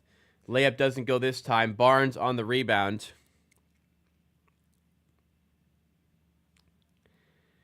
Barnes. Jumper is good.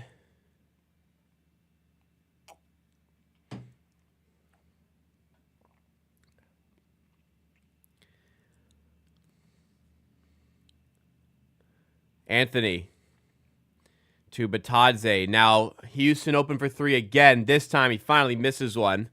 The Mississauga native. Raptors down 13.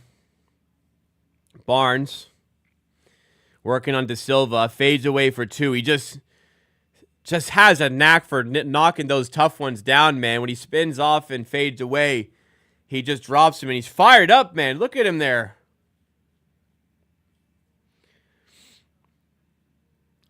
I'm going to go wash my mouth and face after this. I'm going to brush my teeth, try to get rid of it. Anthony with great defending. Houston to corner to KCP. Doesn't go. Rebound to Grady Dick.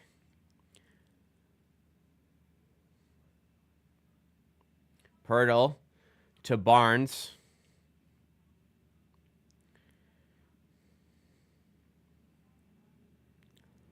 Barnes.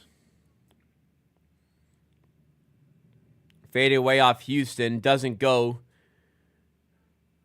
And Houston has that rebound. Moving the other way. Hand off to Cole Anthony. Three ball up and is good for KCP. Magic extend their advantage. Big shot there as the Raptors are creeping back into the game here. Shot clock, game clock separated by about 4 seconds. Quickly.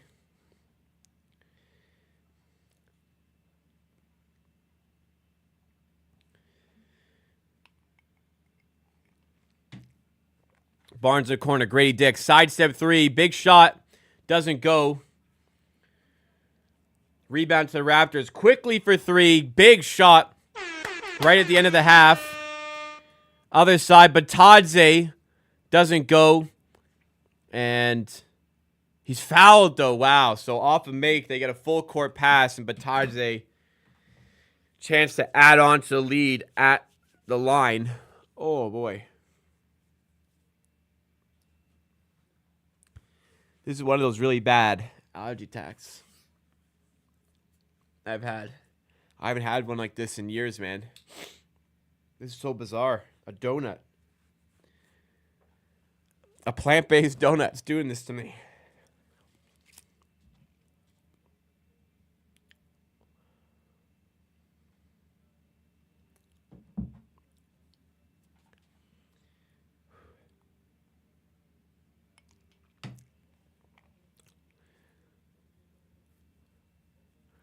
So, let's see. Going up, quickly got all ball. Abaji got his arm there. Yeah, it must be some sort of pesticide. I don't know. It's a donut, so I don't really think so.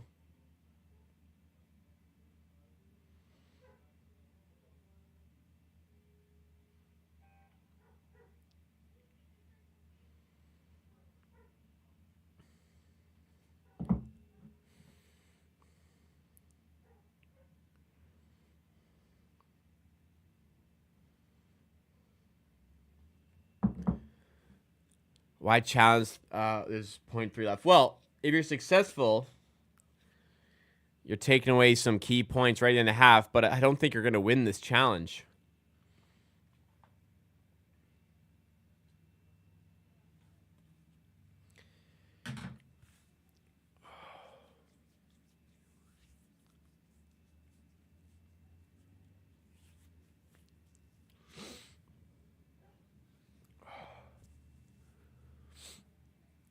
Oh, my goodness. So they call it quickly. That's not a foul there. But Abaji gets his arm as he's going up. That might be a foul. I'd be surprised this got overturned.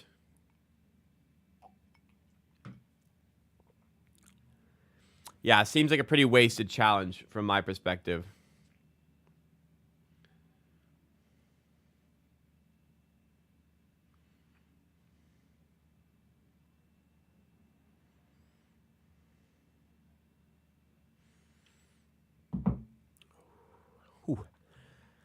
Yes, Adam Wetstein with the big super chat here.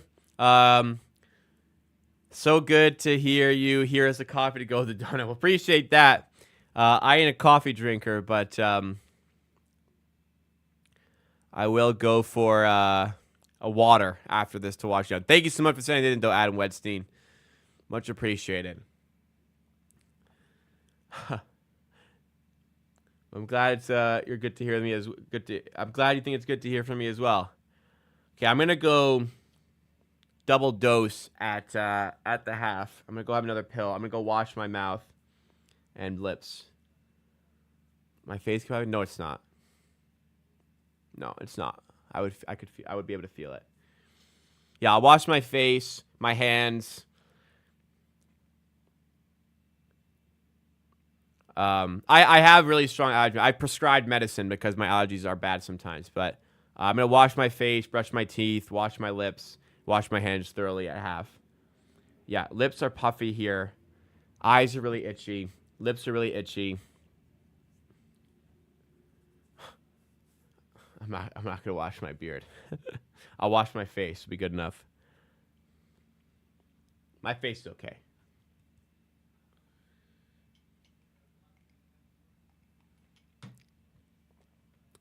Batadze, first free throw, no good. So the Raptors lose the challenge. I agree, a bit of a wasted challenge.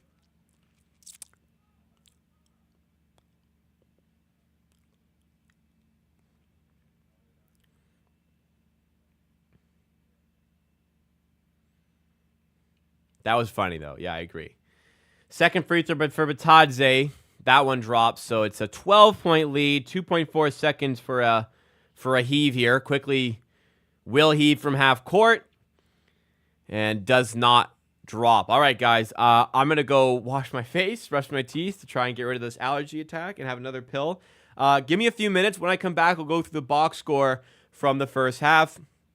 We'll do our all-star vote and see if we have time for today's Pirtle. Don't go anywhere, guys. Good opportunity now to smash that like button, subscribe if you are new.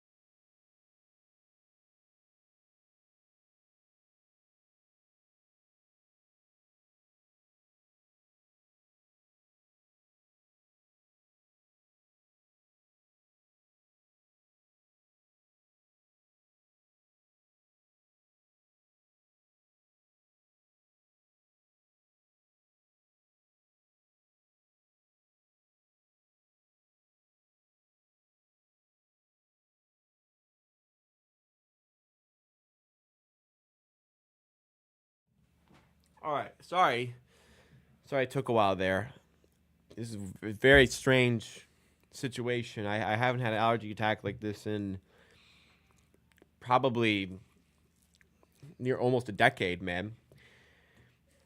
Second allergy pill, double dose. This is actual reaction. I've consulted a doctor who said it's okay to go double.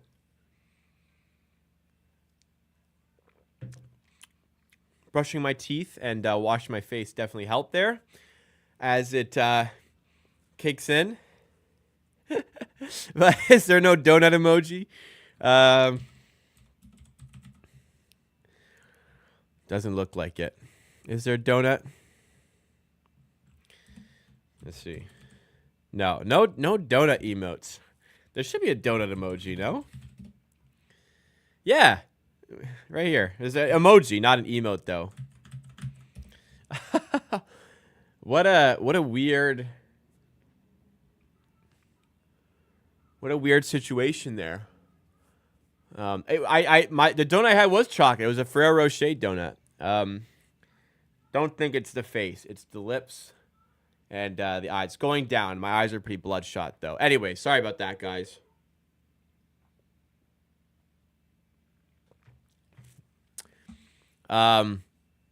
Terrence says, hard to talk about this team when players are injured. I don't know if we're that much better with RJ in the lineup. Well, think about it this way.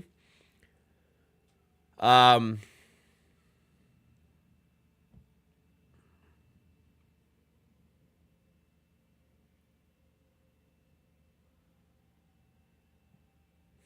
shit. Sorry.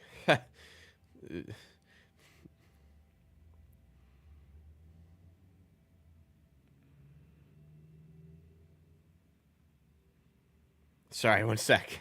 Make sure I'm okay here. Yeah, I'll be okay. Well, I hope I'll be okay. Yeah, so sorry. The comment is it's hard to comment a team with RJ still injured. I don't know if we're much better with RJ in the line. We have to think about it. Defensively, we're a disaster tonight. RJ himself is not a great defender. Would RJ being in help us on defense? I really don't think so. So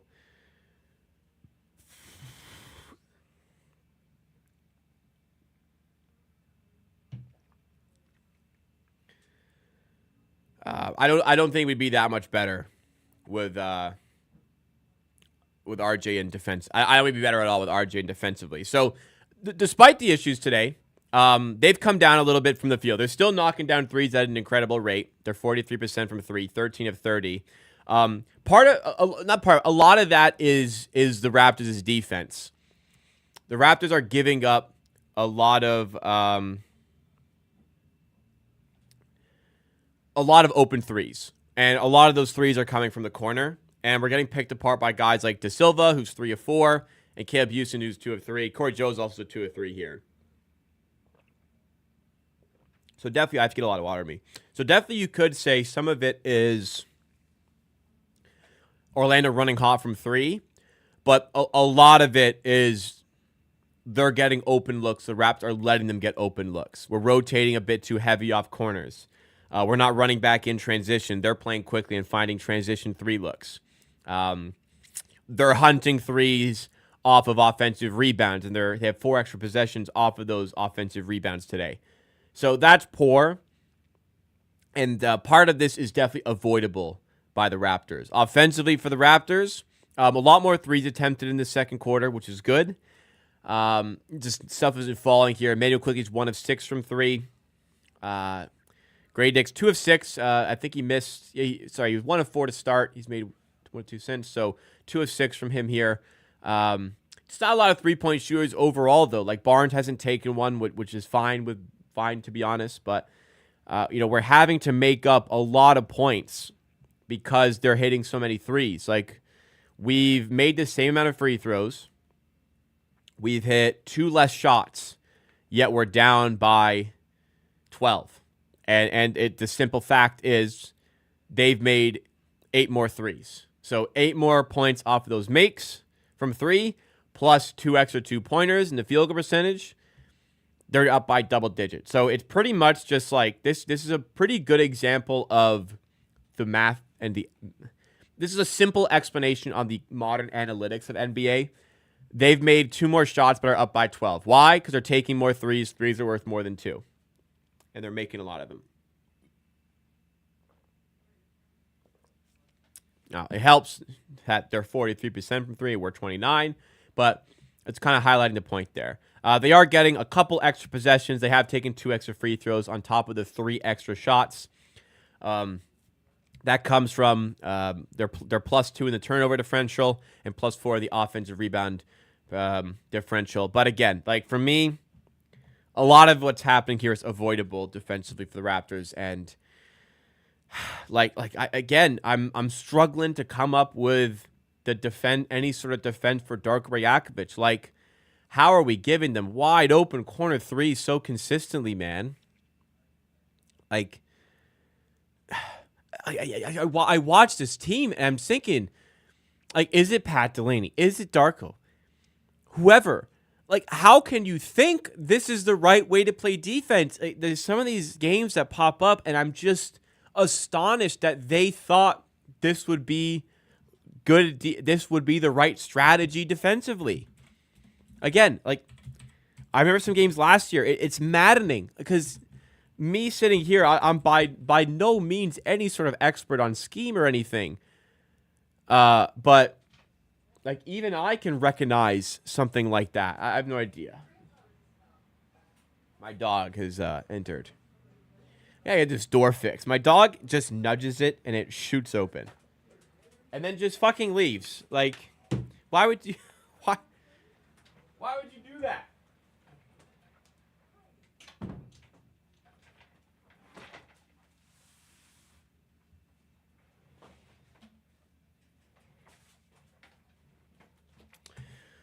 Anyways, thanks for hanging out with me tonight. If you guys are enjoying the stream, make sure you do hit that like button, subscribe to the channel as well if you are new. All right. Let's dial back in. We got a little bit distracted there. I had a donut, which was good. Then the donut gave me a severe allergic reaction. You never know what you get when you sign up for Amateur Hour Sports. But let's do our NBA All-Star vote here.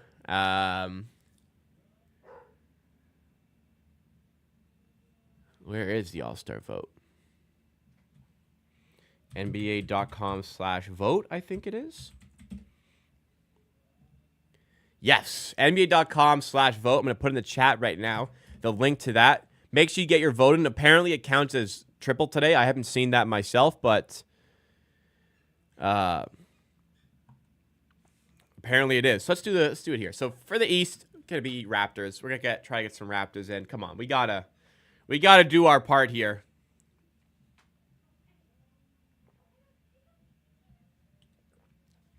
Be nice if I could close this. There we go. We're definitely going to get Barnes, Barrett, and Pirtle our votes. And then for the guard spots, it's got to be Grady Dick. Oh, you know what? Let's vote Temple. Let's give Garrett Temple one of the votes here because it's we love Garrett Temple, right? Let's give Garrett Temple one of the votes here. We'll go to the Western Conference. Who gets our votes today? I think I'm going to vote Şengün every batch because I think he actually should get in, and he's the best player on that team. Aside from Şengün, I've always struggled with this one. I don't really know who to put in. I'll vote for Hardenstein because I think the Thunder are 16-1 when he's played this season, which is ridiculous. We got a Champagny, brother of former Raptor Justin Champagny over here. Who else can we talk? You know what? I voted Tari Eason last time. Let's go. I called Gobert underrated earlier, so let's go Rudy Gobert. West Guards, shout out Canada. We'll go SGA. Shout out Norm, former Raptor. We'll go with him as well. All right. I'll put my information in here. And that will be our all-star votes. So, again, I put the link in the chat. Make sure you guys do go ahead and get your all-star votes in here. Apparently counts for 3 today. But let's try to get a Raptor into the game. And at the very least, let's show them that we are supporting them through the struggle here. So, yeah, get him in. Absolutely. All right. Not the swelling, but puffy lips going down, much less itchy now. Allergy pill is helping. Washing my face, brush my teeth is helping. Okay, we're all good. I did add bad. That was a great suggestion. I think it really fits into the graphic. Hopefully we don't get to see Garrett Temple play ball today. Third quarter has begun. Apologize. Too busy messing around here. 65-50. So Orlando have already hit a 3 to start the second half, as we can see by the scoreline here. Cole Anthony launching another one. This one's front rim, and then in the hands of Goga Bitadze. 17-point lead for the Orlando Magic.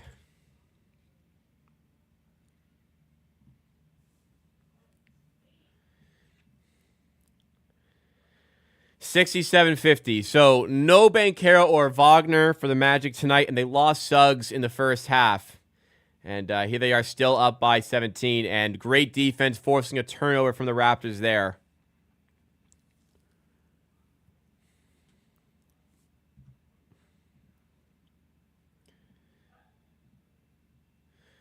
Cole Anthony to De Silva, no good. So I said earlier the donut was good enough I'd have another one tomorrow. I'm not going to have another one tomorrow. However, it was brought to my attention by my fiance that I have had other items from that bakery previously and have not had any issues. So I don't know if it was just that specific donut or what, but I don't really care to find out, unfortunately. It was really tasty, though. So if you're not allergic to a lot like me, you might like it. Anyways, enough on the donuts. We'll move on. Barnes to Quickly, 67-50. Grady Dick subbed out early. Yeah. Abaji for 3. Big shot. Keeping us in it a bit. That's the second time this week that Grady Dick has gotten the hook very early into the second half for his defense. The Atlanta game as well. Among other players, he got hooked very early in the second half. Not a great look there, unfortunately.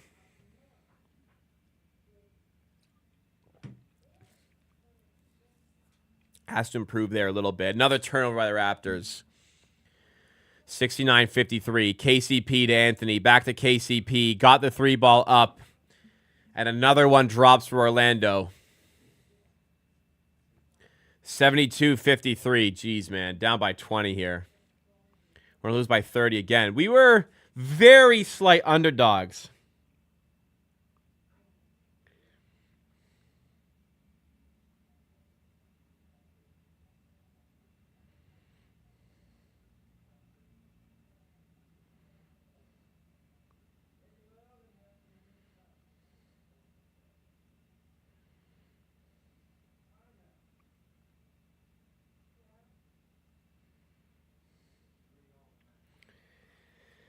Yeah, I'm getting I got a question on Twitter. Like, how can this team be so bad after such a good performance 2 days ago? You played Brooklyn 2 days ago. That's the difference. You played Brooklyn. You lost to Brooklyn. You beat Brooklyn. Brooklyn are actively trying to be bad and trying to tank. You get a well-coached team today that knows, not that Brooklyn's poorly coached. I really like Jordi Fernandez, but you're playing a well-coached team that is drilled defensively, that is exposing your weaknesses. They are picking apart this Raptors defense. They are finding open shooters, and they are knocking them down effectively tonight. They are making a mockery of the Raptors tonight. If things continue this way, it's another 30-point blowout on the cards for the Raptors. And that'll be the... Jesus, Barnes trying to rip a rebound with Pearl. What the fuck are we doing here? The fourth 30 or so point loss in the last 6 games. We lost by 54, 29, 29, Then we beat Brooklyn. Oh, so it'd be the 4th and 5 games. What am I saying here? Yeah, because you lost by 29 to Memphis, 29 to Atlanta, 54 to Boston. You beat Brooklyn by 17, but this is looking like an ugly one as well. Good defense there, forcing a shot clock violation. Timeout called. That Darko calling timeout. We have 3 timeouts left.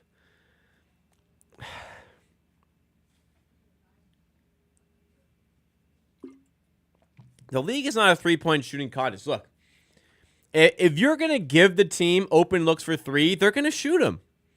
Yeah, it ain't about being a three-point contest. It's they are looking for 3-point shots, and they're not finding it very hard to get them. Like, they're obviously going to find the open shooters if they're open, and they're going to – these are good shooters taking shots. This is Tristan DeSilla, this is Caleb Houston, guys like that. These guys know how to shoot, man. Like, any team's going to exploit that. Like, look at Boston, the way they picked it apart. Now, Boston's different. They're amazing team, amazing coach, 5-out offense. But this is a much more scaled-down version of that, and they are still just absolutely beating us up, getting offensive rebounds. Like, this is how modern ball is played, and they are using it, and they are looking for weaknesses. They are exploiting them.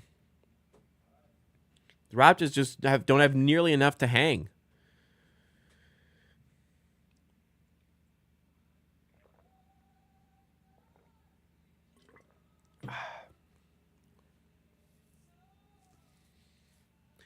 Like there's listen,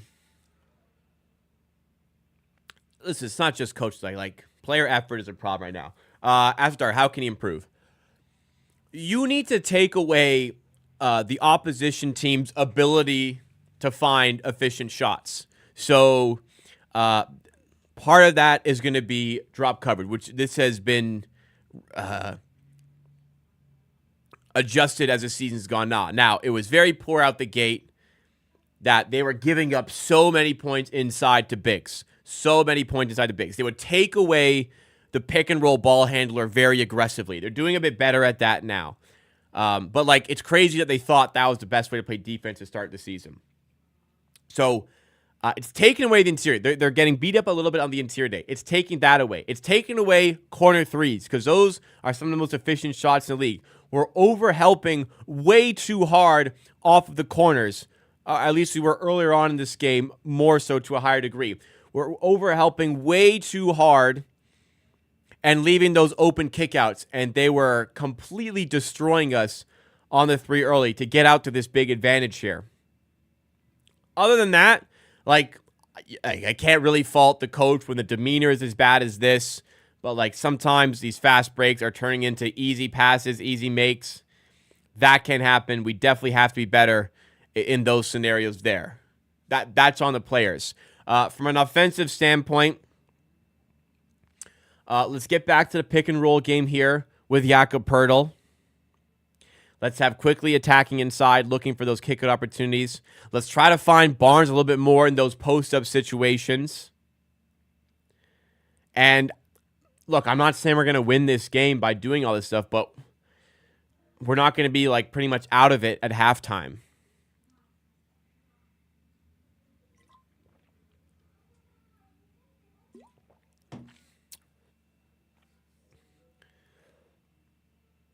Brooklyn beat the Bucks yesterday. The NBA is weird, man. Another 3. Another open corner fucking 3, man. This is what I'm talking about. An open corner 3. How can they keep getting them? Like, there's not some incredibly savvy ball handler here. Like, this is a team missing their best 3 players. How do they keep on finding open corner 3s? This is what I'm talking about, man. There is no tremendous force, and we're not like doubling, and we don't need to double anybody here. And there's open looks every time. Like part of this here as well. When Mitchell came in, it was better because there was better screen navigation. Not fighting through screens anywhere close to well enough at the moment.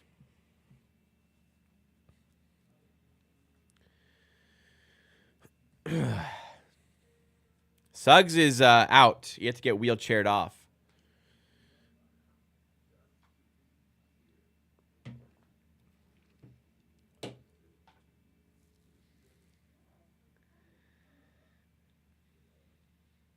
Nine five's up 86-70 according to David. That's good at least.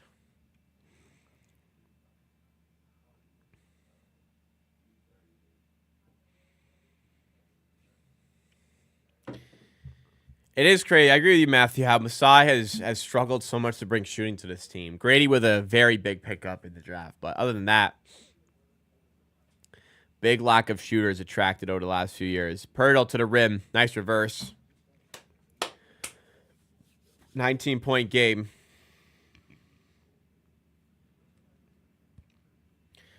I don't know, man. Masai took a team that was rooted to the bottom of the league on a year-to-year basis and turned them into an NBA champion.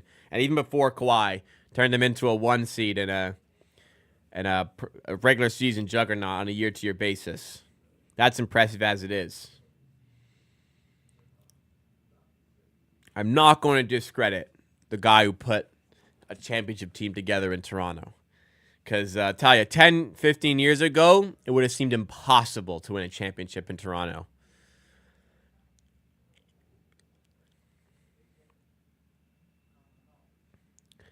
Okay, listen, feels good, man. It's not like Filipowski's this savior of the team. Come on. Mobo was a good pick, too, it looks like. Now, Mobo was a good pick, which I think is, why the fuck is that Darko not playing him? That would be a question I have. 3 ball there for Abaji. 18-point game.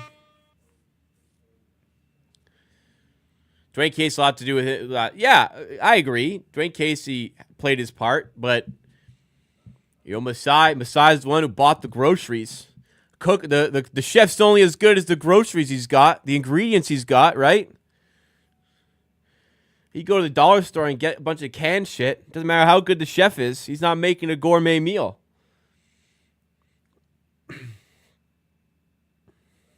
This ain't TikTok, make my meal gourmet for $10. None of that. I mean, it is today for the Magic. They've got spare parts here. And they are cruising through this race.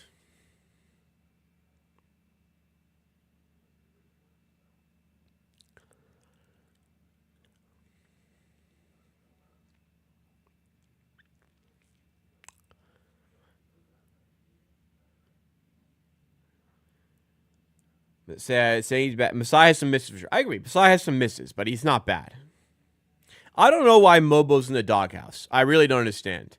What is Olynyk doing as the backup 5 that Mobo wouldn't be doing, right? Here's Grady. Nearly turns it over. It's off a Magic player's foot. Out of bounds for Raptors ball.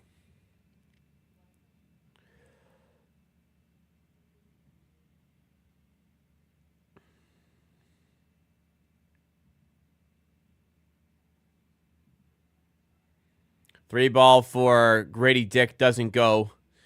You see the dejection starting to kind of creep in for this team. The frustration, like blowouts after blowout after blowout. It's tough to handle. Like this should have been a competitive game for the Raptors, man. Spread was 2.5. Like you really shouldn't be getting dummied like this every game you play. Doesn't matter how bad you might think this team is. It's better than this. It's a lot better than they're showing today. And I've been saying that a lot, way too much recently, man. Just no competitiveness in this team right now. But we must endure. 3 minutes to go in the first half. I think the allergies have come back down to earth here. Took me about 20 games to start not liking Darko.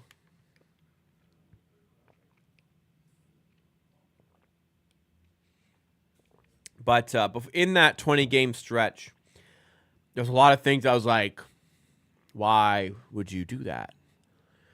The biggest thing for me is just the very obvious things that he's getting wrong. that's frustrating because, like, if I'm seeing it, how is he not seeing it? Some of this.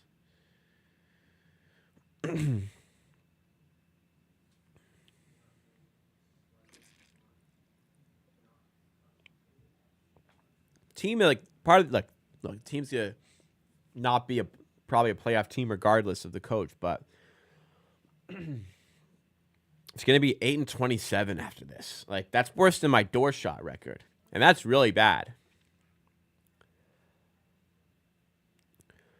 I feel like I might pass out, laid down on this couch, and going down. Well, I wouldn't blame you for falling asleep on a game like this. Not a lot of excitement. Not a lot of excitement here. What's Darko's overall record? So they were 25-57 last season. So he is 33, and after today's game, he will be 33-84.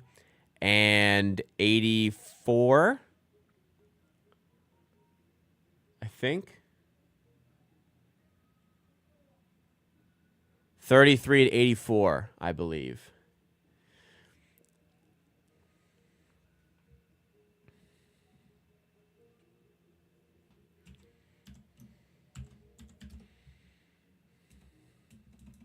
Yeah.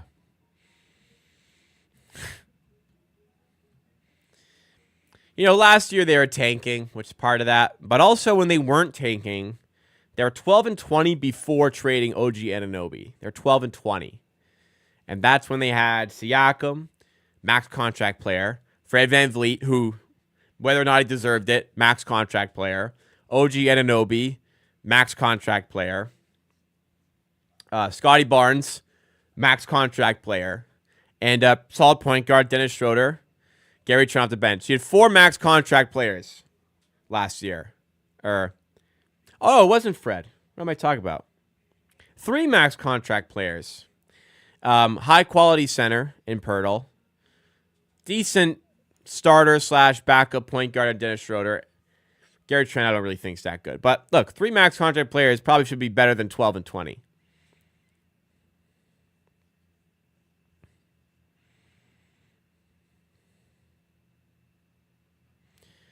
Barnes to Olynyk.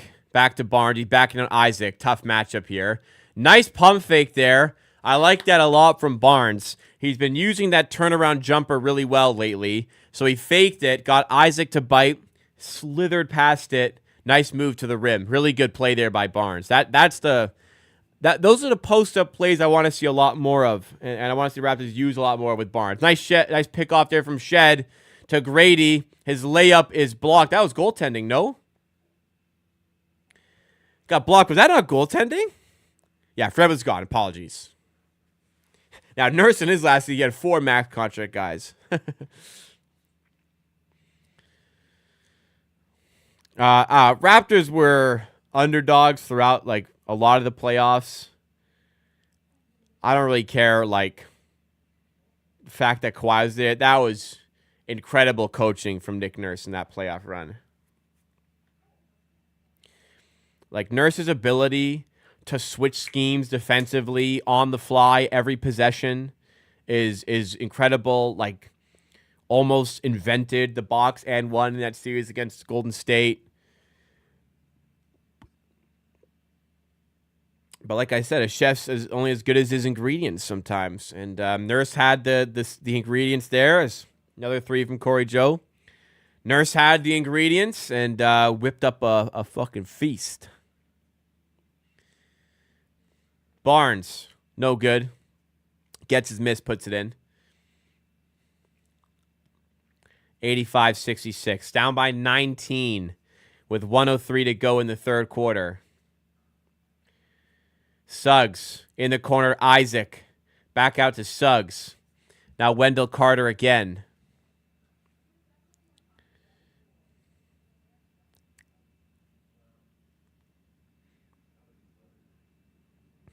At least we haven't not advanced past the first round since 2010.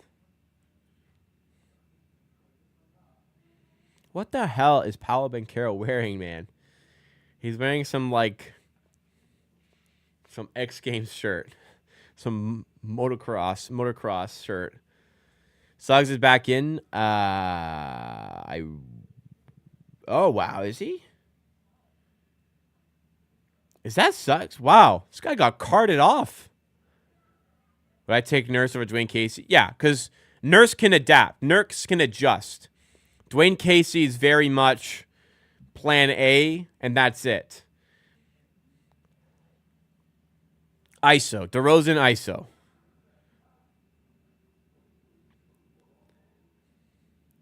Oh, that's not Suggs. That's not Suggs. It looked like Suggs from the other side of the camera. That's not Suggs. Suggs still out. I would have said, man, he got carted off, but that ain't Suggs. The headband threw me for a loop there.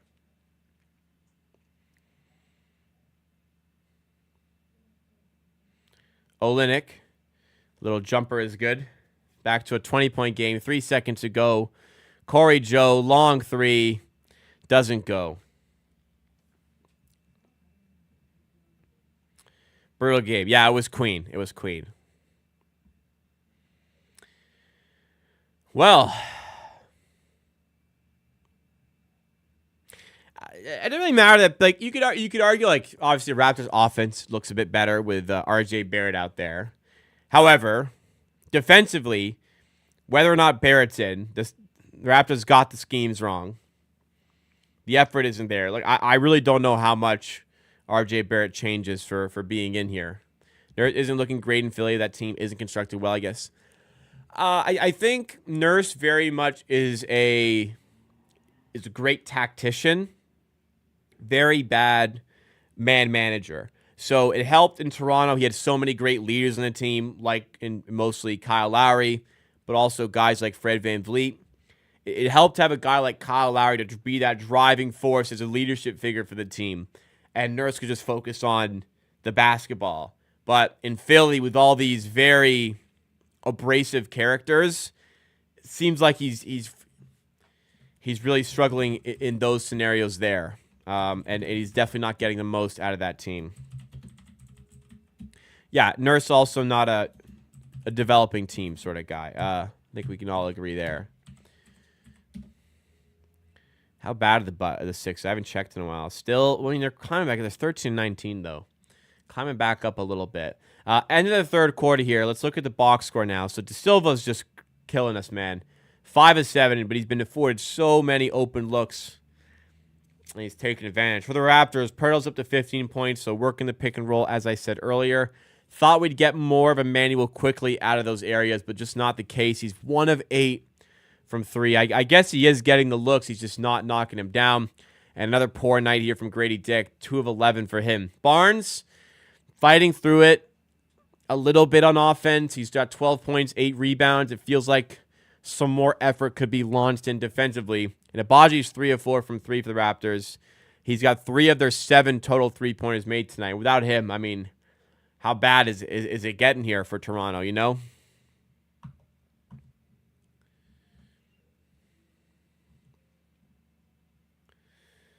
"26 assists on 30 made field goals for Orlando." Dude, that's horrible for us. That is horrible, man.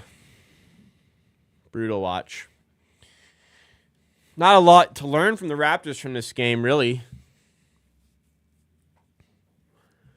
I mean, the Raptors, I don't know what they can take away from this. I don't know what they're going to end this game with and say, look, this is what we got to do. I don't know.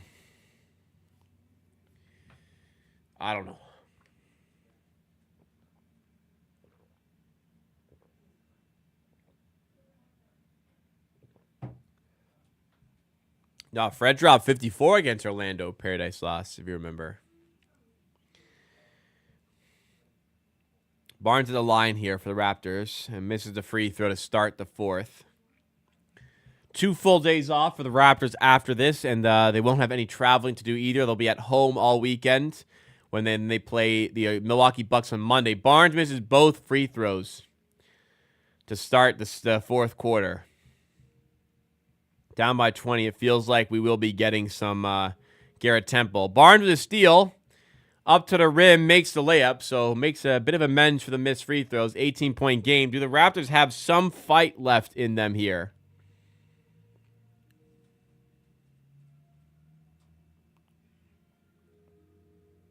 Well, gee, I do agree that more defined roles will help this team moving forward, but there's a lot more reasons why they're bad. Quickly launches a deep three. It's not happening for Quickly tonight. He's 1 of 9.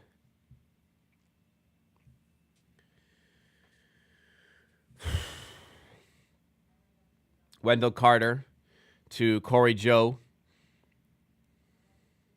Walter disrupting the play really well here. Shot clock down. Corey Joe, fadeaway 2. Tough shot, doesn't go. Rebound, Olynyk tips it to Mitchell. Moving out the other side quickly to Walter. Back to Mitchell. Now Barnes. Jab step. Thought about the 3. Got the 3 up and got the 3 down. 5 points to start the fourth quarter. For Barnes, it's a 15-point game.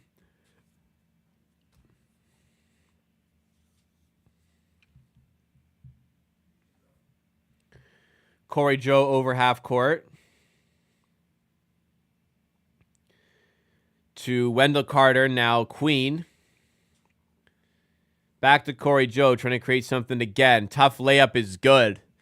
Corey Joe with quite the impressive night against his former team here. Got 39 likes, guys. We're 11 away from 50. If you guys are enjoying the stream, please make sure you've hit that like button. Support the content here. Barnes.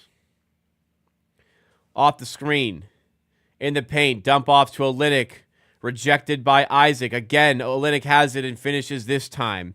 90-75. I'll give them credit. They're still fighting. They could have laid down here.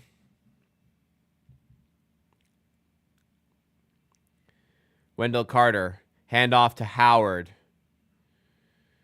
Howard, by the way, drafted ahead of Grady Dick in that draft. That was not a good decision. He's got time, but he ain't Grady. Barnes, 3-ball. And he's on fire here.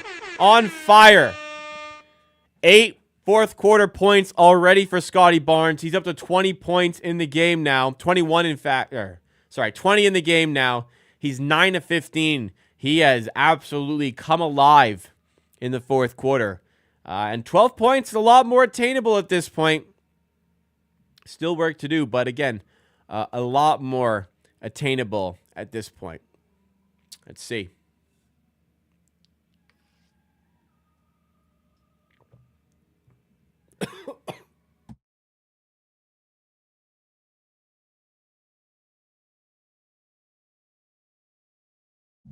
Excuse me. Oh. Wrong pipe. Whew.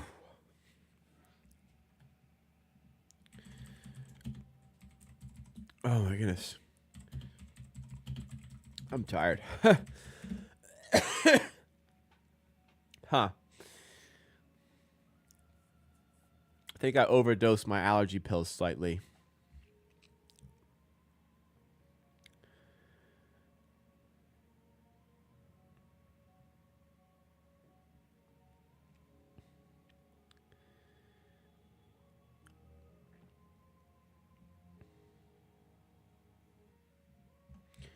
A little dizzy.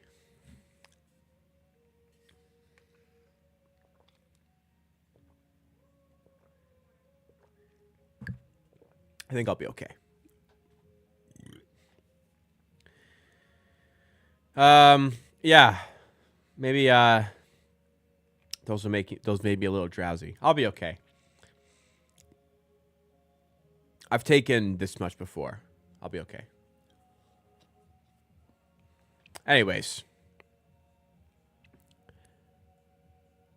Who are we talking about? Jed Howard. Problem is he's buried in the depth chart, so hasn't gotten play time to develop. I mean, maybe a little bit, but Reed Shepherd is a different case because that is an extremely deep team. But like in the case of Jed Howard, there's spots to fight for in this rotation. You know?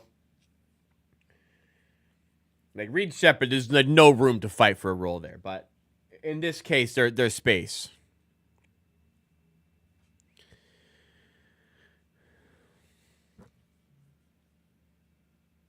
We deserve to be called the Raptors this year.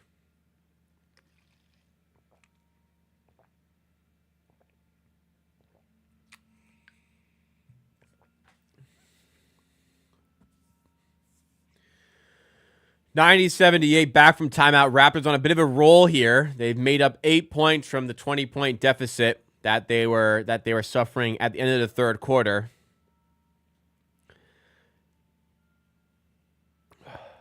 De Silva backing down quickly. Go help! Oh no! All right, spins away, fades away. Doesn't. Oh, they call a foul. Man, you get right to the end of the shot clock there. 2 on the shot clock. Barnes has to help off there, I think, and just take away that shot. He kind of faked it, but I'd get in there. That does not look like a foul. See the replay here. Oh, it's a foul. It's a foul. Sorry. Wouldn't have won the challenge anyways. They're going to look to see if the shot clock had expired already, but that does look like a foul. Apparently, Jalen Green punched it on Luke Cornett. Let's see this replay here.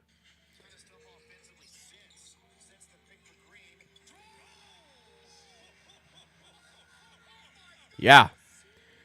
Oftentimes, NBA counters be pretty guilty of these posters and the way they comment on them, but whoo, yeah. Really pounded that.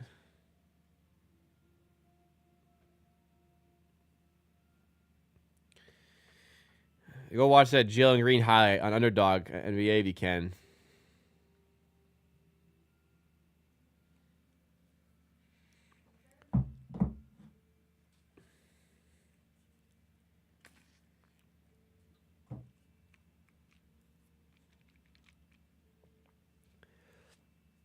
Well, De Silva at the line. He's had a monster game as a starter for Orlando today. I also agree that the Pelicans could get healthier and get ahead of the Raptors. But that team is like never healthy, so I don't know. Was it Jalen Green high? Go find it. He dunked on Luke Cornett. Kind of.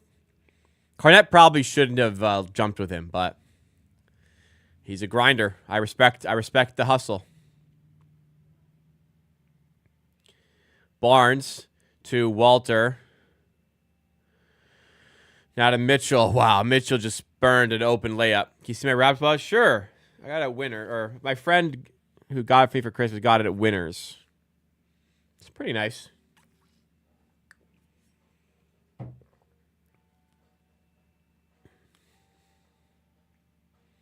The letters on the handle are coming off, though, unfortunately. And probably will be completely come off in the next few months, but doesn't affect this. And stores, I think it's a liter of water. 92-78. Cole Anthony to De Silva. Now in the corner to Houston. 3 ball doesn't go. Quickly has the rebound. He's fouled by De Silva. He's going to head to the line, try and trim the lead back down to 12. I always say you want to be within, you want to have your points within double the amount of minutes left, and you've got a chance. And we're in that right now.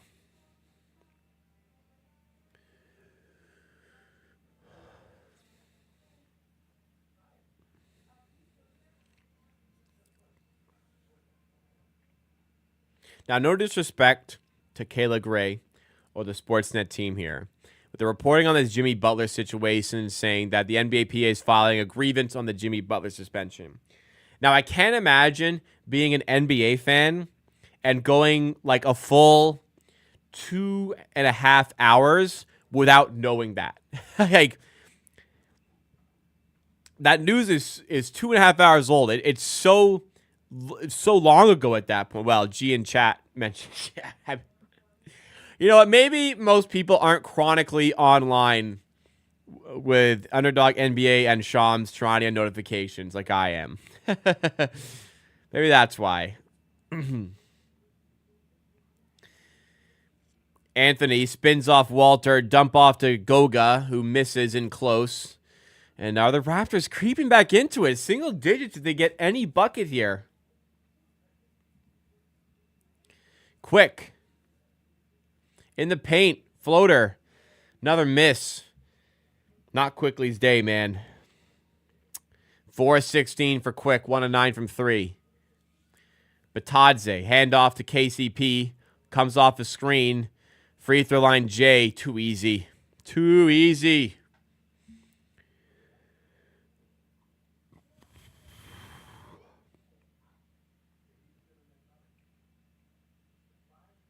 Pirtle, handoff to Abaji. Now Quickly. Kick out to Mitchell. Inside. Kick out to Abaji for 3. Doesn't go. It was an air ball, but Pirtle will call it an assist. Abaji's airballed 3 lands in the hands of Pirtle, who lays it in. 12-point game. 14-6 in the quarter in favor of the Raptors. Is there too much work to do? Cole Anthony over Mitchell. Great defense by Mitchell. Man, if he had any ability to play offense, what a fucking player David Mitchell would be. Walter, wide open 3. Made it. Don't love the hesitation, but he made it. It's a 9-point game, and we're within touching distance here. The fight back is beginning now. We got a game on. You can say fake comeback all you want. It's better than losing by 30. A lot better than losing by 30. De Silva, tough layup, and he's just killed us all night, man. Tristan De Silva, what a game. Good defense there, too. Honestly, Quickly trying to get past Anthony. Trying to bait into the foul, and it doesn't get it.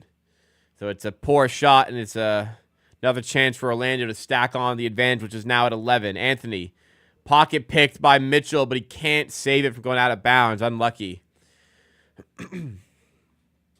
Orlando to inbound.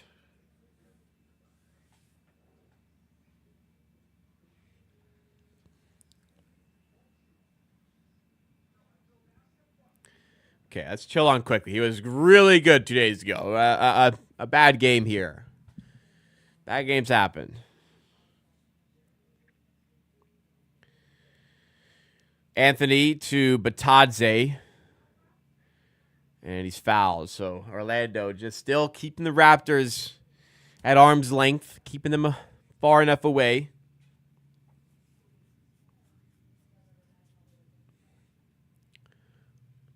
$25 points for De Silva. I was thinking it must be a career night, but that confirms it. Batadze at the line for the Magic.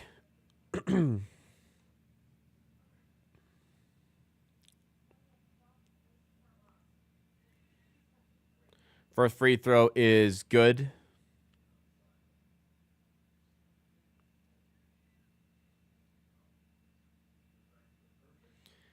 Second one now for Goga. It's amazing when a player just finds the right environment to build their game, and that's what Goga's done in Orlando. Bounced around a few teams, I think.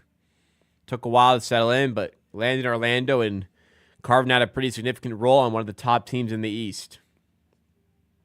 Good for him.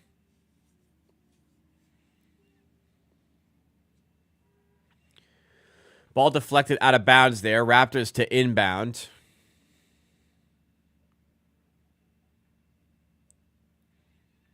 There's a stoppage here. Something wrong with Cole Anthony.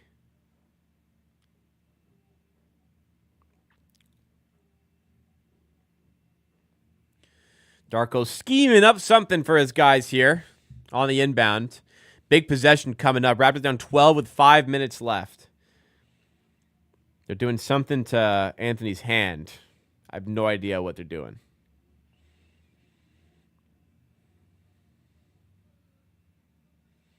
Is it an ointment of sorts? I have no idea.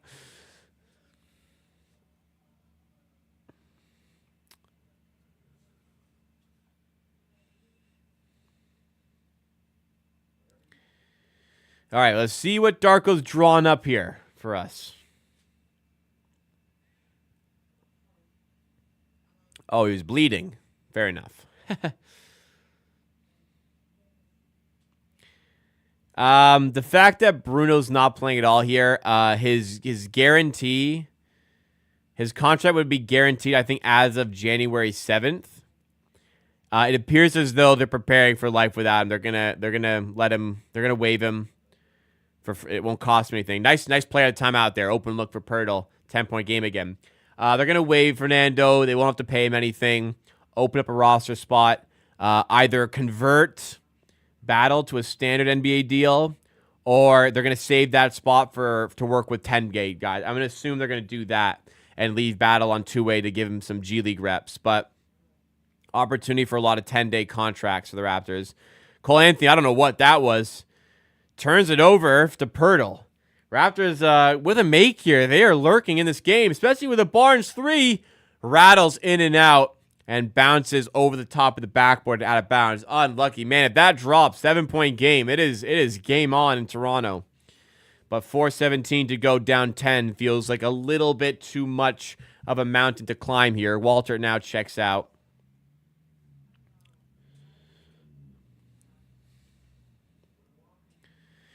You know, Raptors have got a little more dialed in fourth quarter. Much better on offense. It's good to see some of the fights in there, but it just took too long to find. At least it seems that way. Batadze to Anthony. Fadeaway 2. Tough shot. Oof.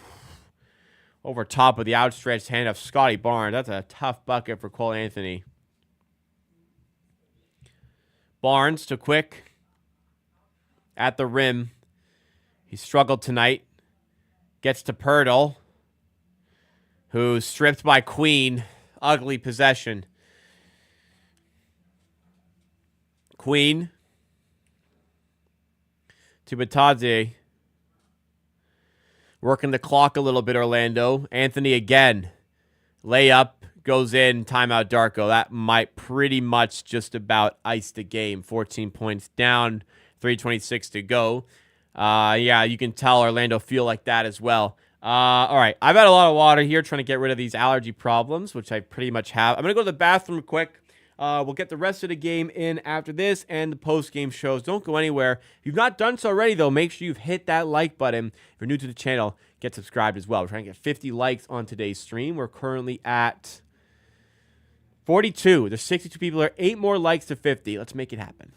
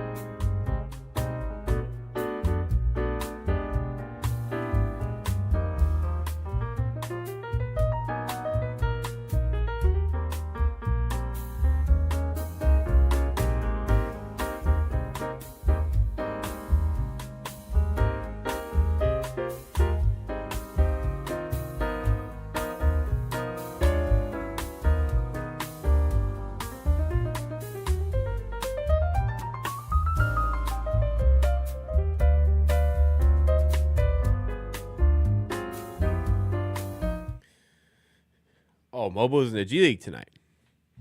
Well, I would say could use him in the NBA tonight, you know?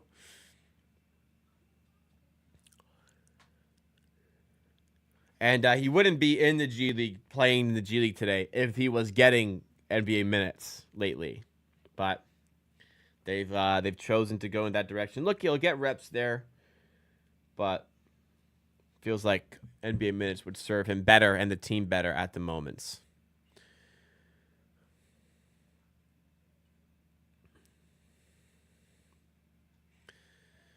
I'll look up NBA defensive ratings. My keyboard is fucking around me right now. Defensive ratings. If we're going to go strictly off of that, the Raptors are the 5th worst defense in the NBA. Only better than the Jazz, the Pelicans, the Blazers, and the Wizards. So, yeah, pretty embarrassing company.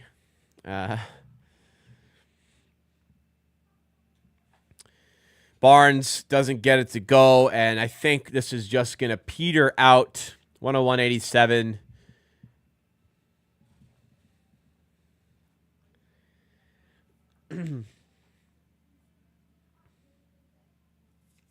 Yeah, going to be a loss. I enjoyed the fourth quarter fight back, but like once again, it's Darko taking way too long to adjust to things that he should have known pre-game.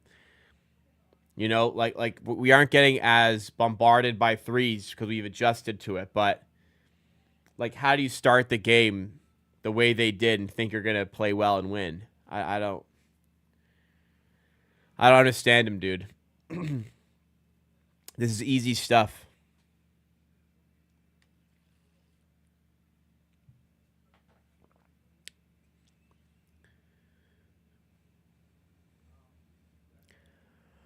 I think down the line, this is not a good head coach. For the time being, there's no point of firing him. There's no point of firing Darko right now. Yeah, De Silva's a good player. I like De Silva pre-draft. I would have liked him on the Raptors. He got drafted a bit ahead of our pick. More of a polished prospect, though, so maybe not the right guy for us because he's one of the older players from the draft. I think he's 22 or 23. Maybe he's only 21. I'll look it up right now. But a good player that was ready for a win-now team. Another 3 there for Orlando. This one, Cole Anthony. Yeah, Chizo's 23. 23-year-old rookie, right? So, not the project player, but a ready-now type guy. And, boy, did he look ready tonight. Abaji to the rack. Raptors not even going to sniff 100 points, it looks like, in this game. Kind of disappointing. Mike Brown is a tempting coach to see lurking as a free agent for sure.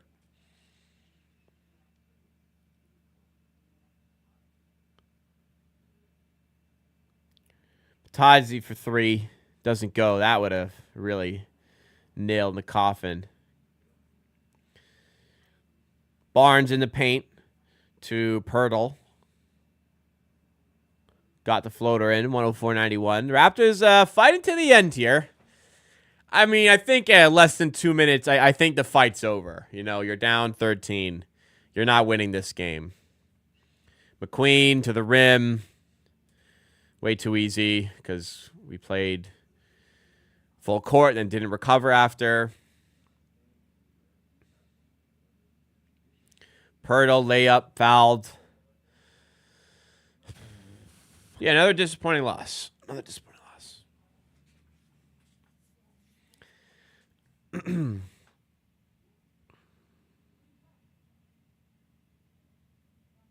You know, one thing you could all say about the Kings, and they've been worse in offense this year. Obviously, it was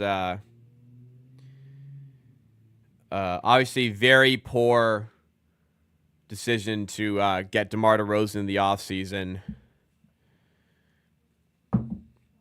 But losing Jordy Fernandez as well to the Nets made it tougher on them from an offensive standpoint.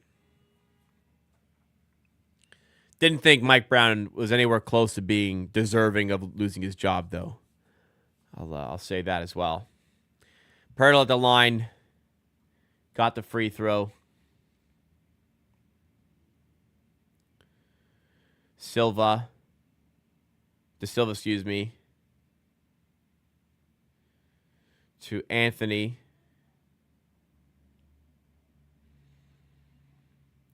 Now Caldwell Pope to De Silva. Loses it. 40 seconds. Raptors going to get a couple cheap points here. Abaji will go away and with the outlet pass and transition and make it an 11-point game. Going to make this one look respectable, though.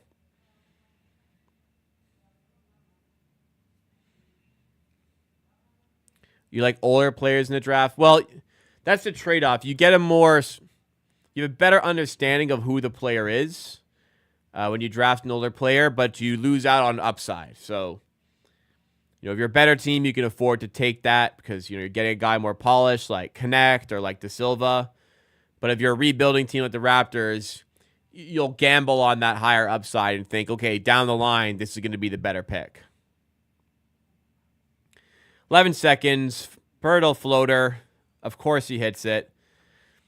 We'll make it nice for the box score, 106-97. But this one was a lot uglier than this scoreboard is going to suggest. 100%. Well, that was a disappointing way to end off the week on a Friday night. Pretty comfortable win for the Magic. Raptors were never in this game, but let's do the post-game show, and we can forget about this. Another tough one, but where do we begin? Another really tough loss for the Raptors here, and the scoreline in the end of 106-97 does not go nearly enough to provide justice to what actually happened here. Resounding loss for the Toronto Raptors once again. And it's getting more and more difficult to find defense, any sort of defense for the coaching staff here. We'll break down why in tonight's post-game show. We do content for every Raptors game. We're still doing it. We're still grinding. 8-27 team. We're still grinding, doing post-game shows. If you want to see them, make sure you're subscribed to the channel. Drop a like on this one to show your support. But, 106-97 loss. This we'll update in just a moment here because the Raptors didn't give up. I'll give them credit. They had a pretty good fourth quarter, started the fourth quarter well, but had way too big of a hole to climb out of. And in the end, they were down by like 14, 15 points late. They get a couple of cheap baskets late in the game because they're playing like full court press down in 14 with 2 minutes left. Sure, man, we'll make it a 9-point game. It'll look a lot better, on the box score. But it's another game where the Raptors don't get to 100. It's another game where the Raptors really weren't competitive at all through this game. And you got to chalk... look, RJ Barrett's out, I get it. But this team had a lot, like more than enough to compete in this game. Entered this game as 2.5-point underdogs. The Magic were without Banchero once again, without Wagner once again. Jalen Suggs went down. We hope he's okay. Went down in the first half. The Raptors had more than enough here. Like...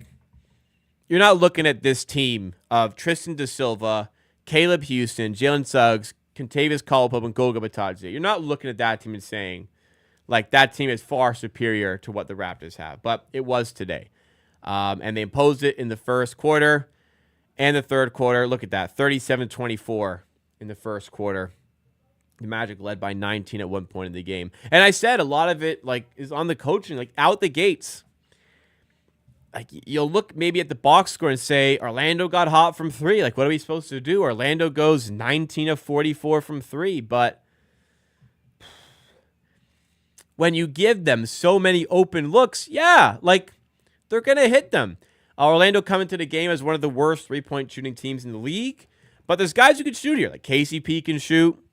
Tristan De Silva certainly showcased that he can shoot, going 5-7 tonight. Caleb Houston, Mississauga native.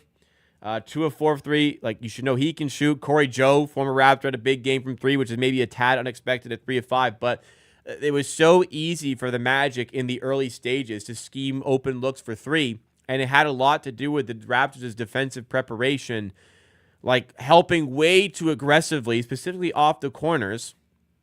Orlando would just drive and kick, getting tons of open threes and open corner threes. And corner threes, like, what are the most efficient shots you can take in the NBA? Like, why are we affording the opposition these extra looks from 3?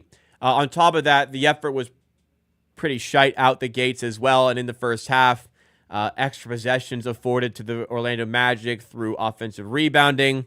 They're +5 in that category.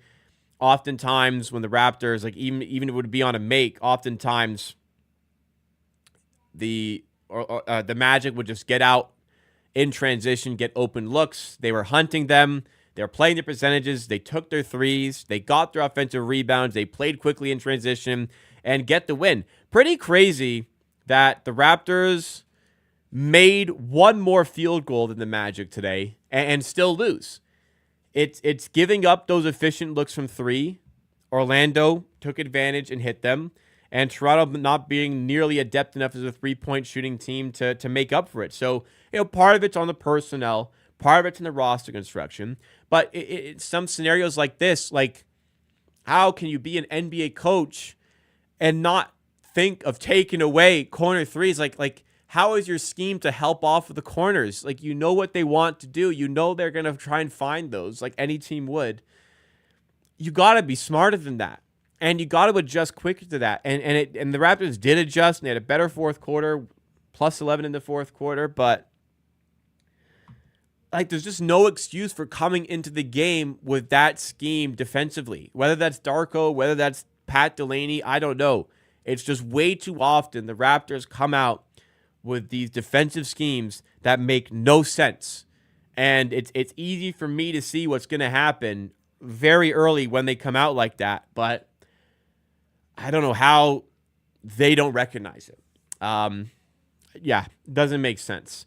Some individual displays were great today. Abaji, 6 of 9 with 15 points. Barnes, 9 of 19 with 20 points, had a great fourth quarter when he turned it on there offensively. 9 rebounds, 3 assists to go with it. And Pirtle was great all day, at least on offense. Raptors recognized some very poor pick-and-roll defense from the Magic. That's been the case all season. And Pirtle feasts 11 of 12 with 25 points, as you can see here. Not Emmanuel Quickley's night. 1 of 9 from 3, 4 of 17 from the field. Look, 11 assists is great. It's a double-double, but we're going to need a bit more out of him.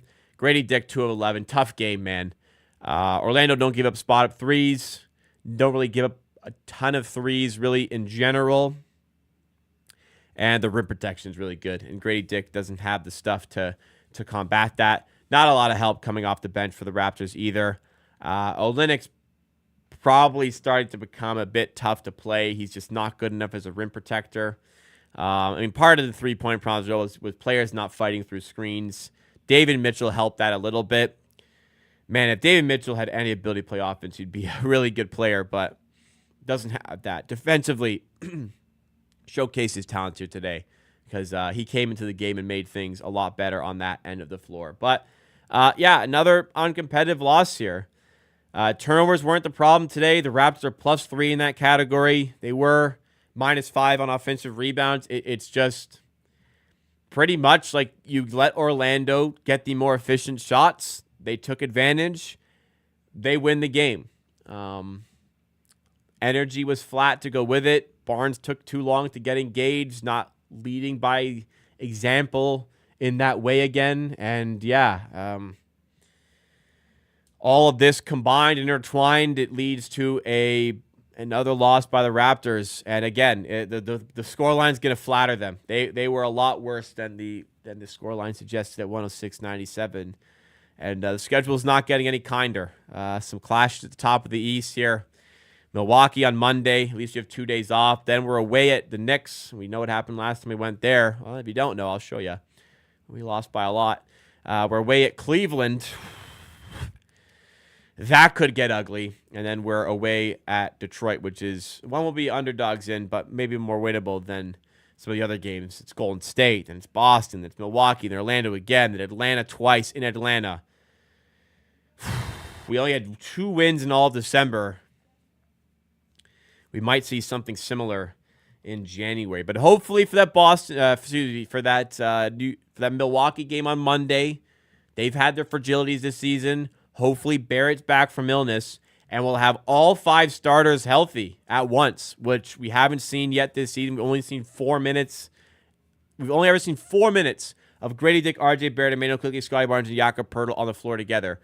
Barrett should be back next game. We should see all 5 on the floor, at which case, any talk of the injuries being the problem, there's no more excuses there. Time to start showing up more on offense, and hopefully they're ready to go and engage to try and rectify a performance like this and show what they can do at home on Monday against the Milwaukee Bucks. That'll do it. Hope you all have a great weekend. Thank you so much for tuning in once again to the content here with Amateur Art Production Network. So make sure you smash the like button if you enjoyed. Subscribe for more content just like it. All right, guys. Appreciate y'all. Again, hope the weekend treats you well. Tomorrow on the channel, there is a video coming out. It has already been recorded, already been edited and uploaded. It's coming at you tomorrow, so stay tuned for that. Keep a lookout. It's a little bit of an early trade deadline preview for the Raptors. So, yeah, support the channel. If you haven't liked this stream, make sure you do that.